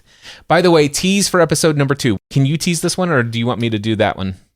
In episode 2, we are going to talk about the ups and downs, the income fluctuations, and the changes in business focus, because it grows, it evolves, it changes as you go. And so episode 2 will be weathering the storms of business together.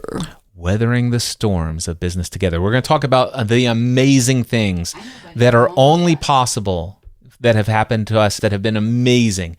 Never would we have been able to experience it if we were an employee.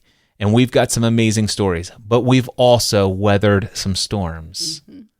And that's what we're going to talk about in episode number 2. He's over here nudging me in the hip. I see that. He's like, let's go. All right. All right. Thank you so much for tuning in. If you know anybody else that's a part of an entrepreneurial marriage, couple, whatever, send them a link to this podcast episode. And if you want to give us a rating in iTunes or Spotify or Amazon, I think it's an Audible, anywhere. If you were to leave us a 5-star rating and review, it definitely helps it show up in the thing. So feel free to do that. And Stephanie, until next time, we want them to build your life together. Mindset Answer Man.